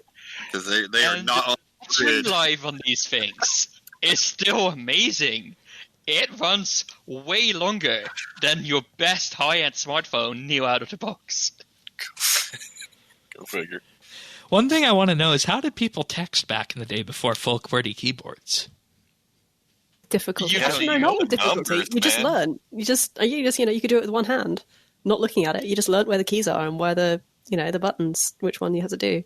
It was very slow, at some point got a phone which had like one of these suggestion engines, so you didn't have to like double tap numbers. You would just tap the numbers, and it would automatically figure out which words fit. Yeah, I had something like that. It was and called then I went D9 to a BlackBerry with back in the day. With a whole keyboard. And think of how many RuneScape subscriptions were bought off these, because pay by SMS was big back in the day, too. Oh, bless. Gosh, yeah, good old times. I kind of miss these phones. We're longing for the good old days, as they say. You old I kind of miss these phones. No, I miss my iPhone 4. Why? Well, you have reason for accessibility. Well, yeah, but I mean, I don't miss my butter churn. I mean, hey, hand churned butter is some of the best butter you can have. Have you ever churned butter? No, I can't say that. I have. But you don't have to, right? You do have grocery stores with, like, I don't know, butter. Yeah. Right? But there's just nothing as good as, fresh baked bread out in the stone oven and hand churned butter. How old are you? If Shane sounded old when he said that, when phones were just phones, that just got superseded by this. Right. I, back in the day, went on, I think it was, we came home at the end of each day, but we went on effectively a 3-day field trip to this place here where you would do as they did in the 1800s. And of that included starting fires by rubbing 2 sticks together, milking cows, baking bread, and, of course, making butter. Oh, and candles. Oh, but did you do blacksmithing? No. Oh, man, that's fun. That's been on my bucket list for a long, long time. Trying to do really blacksmithing. Cool. It's really cool. It's really hard. But it's I think we just took the show from the 2020s to the 1820s here. Yeah, right. That's where we are at now. We're like 2020 now. Let's go back to 1820. I would live in the 1820s. I would live in the 1820s. Siren's like, screw technology. We're going back to 1820. Shane's like, yeah, I'm cool with that, guys. I'll show you how to churn some butter. Can't wait to die at the age of 25 from an infected tooth. Oh no, I saw dental kits from that era too. They made it work. No, they didn't. Yeah, they did. All right, let's move on. Our skill of the months for September are summoning and fishing. These start on the 10th of the month, so you have 1 week to sign up from this point of us recording. I don't know who wants to spend money, but if you do, summoning is there, and if you just want to relax and do fishing, that's there as well. So let's begin with the achievements then. Sounds great. So we have Isarup with 120 Herblore on September 2. Lord Gimli got 99 Hunter on the 1st of September. Mind got 120 Prayer on the 1st of September, and also on the 1st of September we have Stinky Pete 22 getting 99 Smithing. Well done. We have Doc Hawk with 99 Invention on August 31st, Jag3Dagster with 99 Mining, also on August 31st, Adani with 120 Farming on August 30th, and Legion 1943 with 99 Archaeology on August 30th. All right, picking up on the 30th, we have Lithius with 99 Constitution, Doc Hawk again on the 29th with 99 Rune Crafting, Setharoth with 99 Fletching, and Thieves with 120 Agility on the 29th. Oh boy, that's a painful one. I wonder if that was Boots. I hope so. But continuing on, we got Stinky Pete 22 with 99 Fishing on August 28th, Doc Hawk with 99 Woodcutting on August 27th, Pop O with 120 Mining on August 27th, and Rastafa with 120 Fletching on August 27th. Whew. Nicely done. Nice, guys. Nicely done. All right. So we're gonna move into our pick of the week here, and this is a joint pick of the week between Sirion and myself. This week's pick of the week is Microsoft Flight Simulator, available on Xbox Game Pass and Steam. the newest iteration in Microsoft's flight simulators, going back to the late 1980s. Oh yeah. We've been having fun flying around. You've been keeping to the smaller things. I've started with the A320, Airbus A320, toured around my city. You've been touring around your country with this. It is just so stunning what you can do with this. But you're gonna need a pretty good computer. Yeah, it really is. Like, it's so funny. Like, if this were any other game, I would absolutely burn it for like how horribly optimized it is. You know, it's full with bugs. You know, there's so much criticism you could have on the game, and you wouldn't be wrong. But you know, if you look at the technical achievement that they have reached with this game, like mapping the entire world, generating 3D, you know, geometry and buildings to sort of like to the point where, you know, I zoomed in on my house and it looked nothing alike, but you know, from the top I could navigate the route I was cycling from home to school, like by the road, like that. The accuracy to do that is there, and that is already really stunning. And you know, the game looks really pretty. My hardware has been on fire. Oh, you think yours has? I've crashed because I don't have enough RAM, I think. Yeah. You have 16, you know, like, right? Yeah, I have 16 gigabytes. So, you know, it's like it's not a smooth running game for my hardware. I think you're going to need one of these fancy new video cards to start getting some really good like performance out of the game. Like this game, people still play FSX, right? Which is, you know, what year? 2002, I think? No. It's old, though. Yeah. You know, people still play fairly old flight sim games. 2006. Like okay, fair enough. And, you know, that one was very casual and to an extent was superseded by the various versions of X-Plane 9, 10, and 11 for people who wanted accurate simming. Mm-hmm. But this new Microsoft version takes that level of realism, combines it with what I think so far seems pretty accurate, though there are a few bugs here and there, and lowers the barrier to entry on it to the point where, Tanis, you've even been flying around. Yeah, no, it has some great assistance options, which everyone can use, but they're especially useful in the, you know, for accessibility. And I'm not like, you can really like customize it. Yeah. I was reading, you know, like I'd read an article on the Can I Play That, which kind of gave me just enough where I'm like, you know, it wasn't apples to apples, but it gave me enough to go, well, I can try it. And then I'm like, wait a minute, I found the Game Pass. And then I'm like, oh, we're definitely trying it. And what I want to tell people is like, don't think that, don't let accessibility of the game like get in the way of trying the game, because more than likely you'll be able to play it. And I try to find that sweet spot of like, you know, like I don't let it bounce off the ground or something. Like I will crash, but at the same time, I give myself a little bit of leniency when it comes to like my altitude and stuff like that, because I do have trouble with the dials, and it depends on the aircraft on how well I can see it when I, you know, hit down, stuff like that.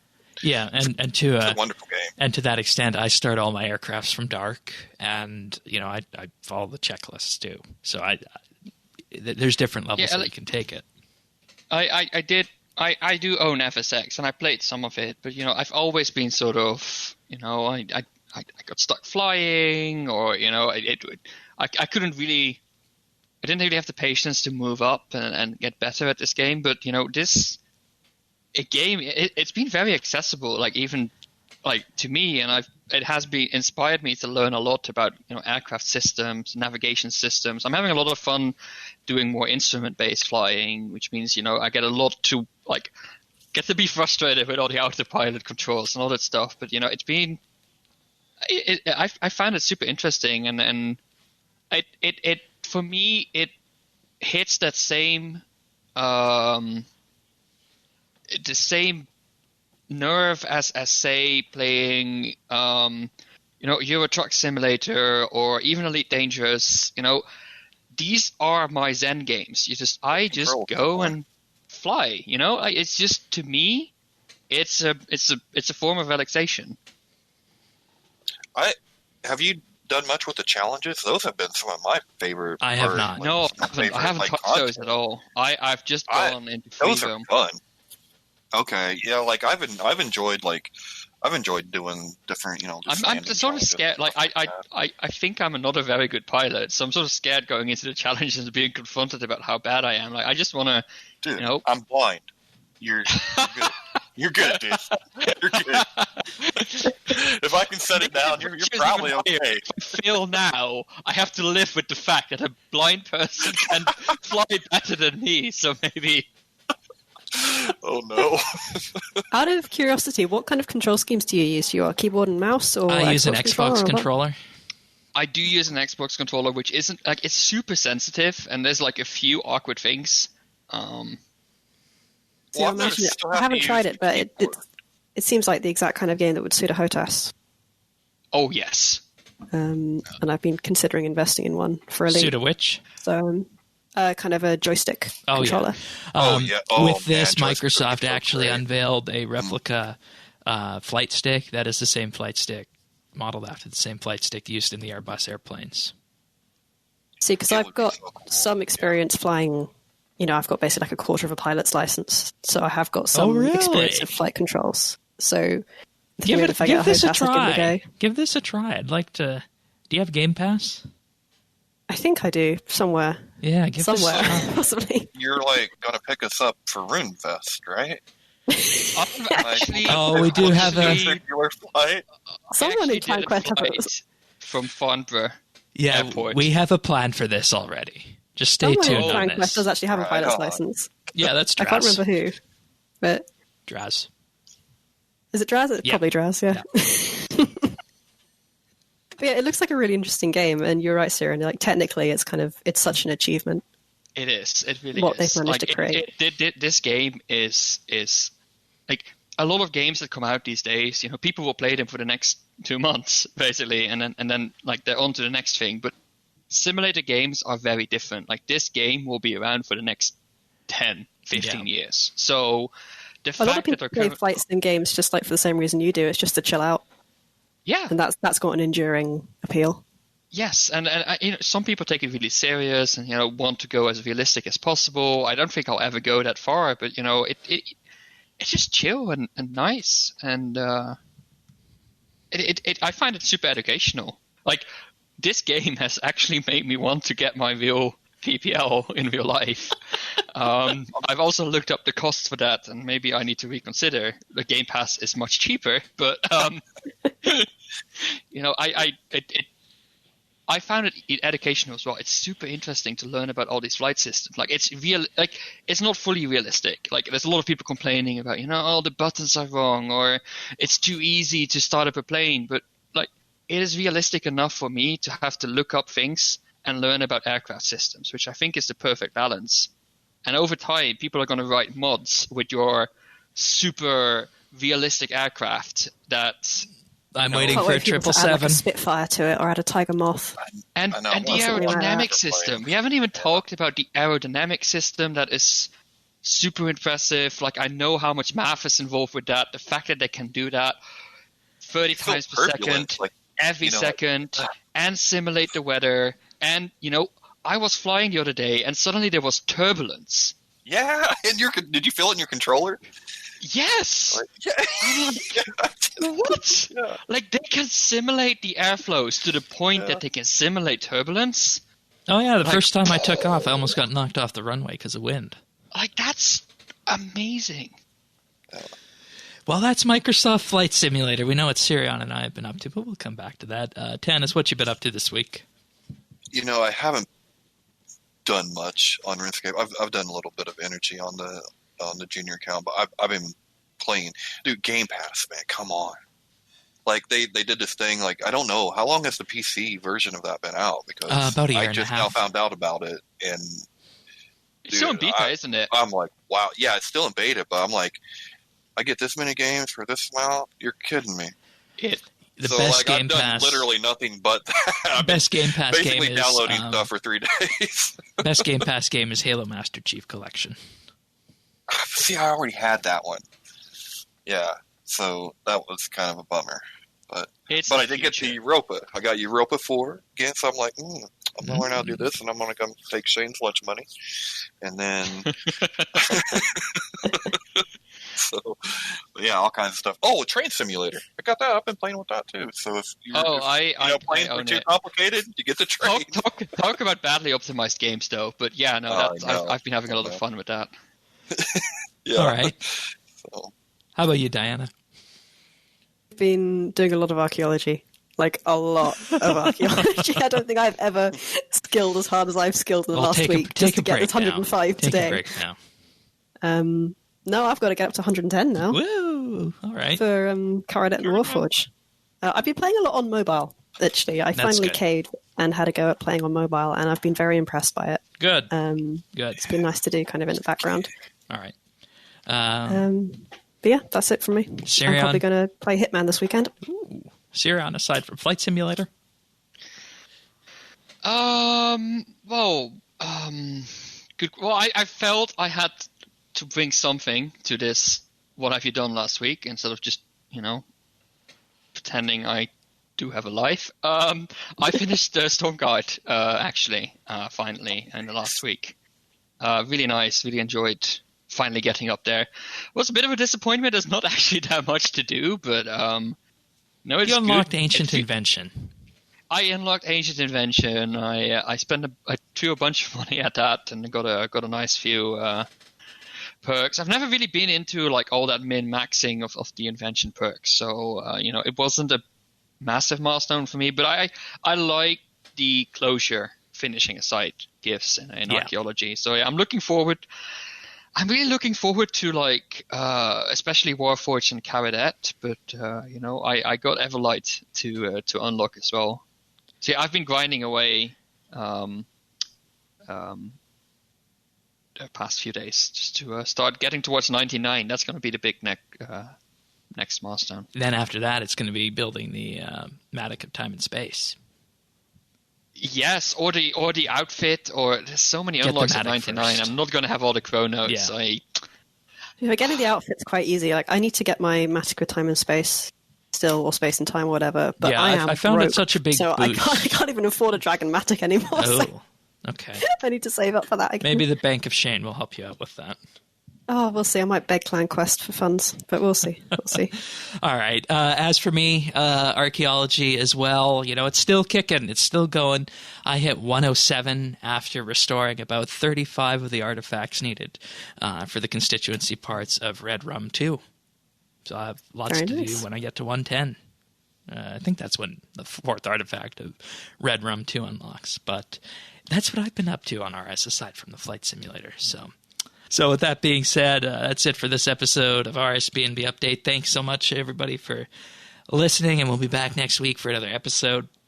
If you want to subscribe, check it out at update.rsbnb.com/subscribe. Perfect thing to do because it just ensures you get all the podcasts as they arrive and you don't miss an episode, which you're not going to want to do. So with that being said, we'll see you next week for another episode of RSBANDB Update. Take care, everyone. See ya. Bye-bye.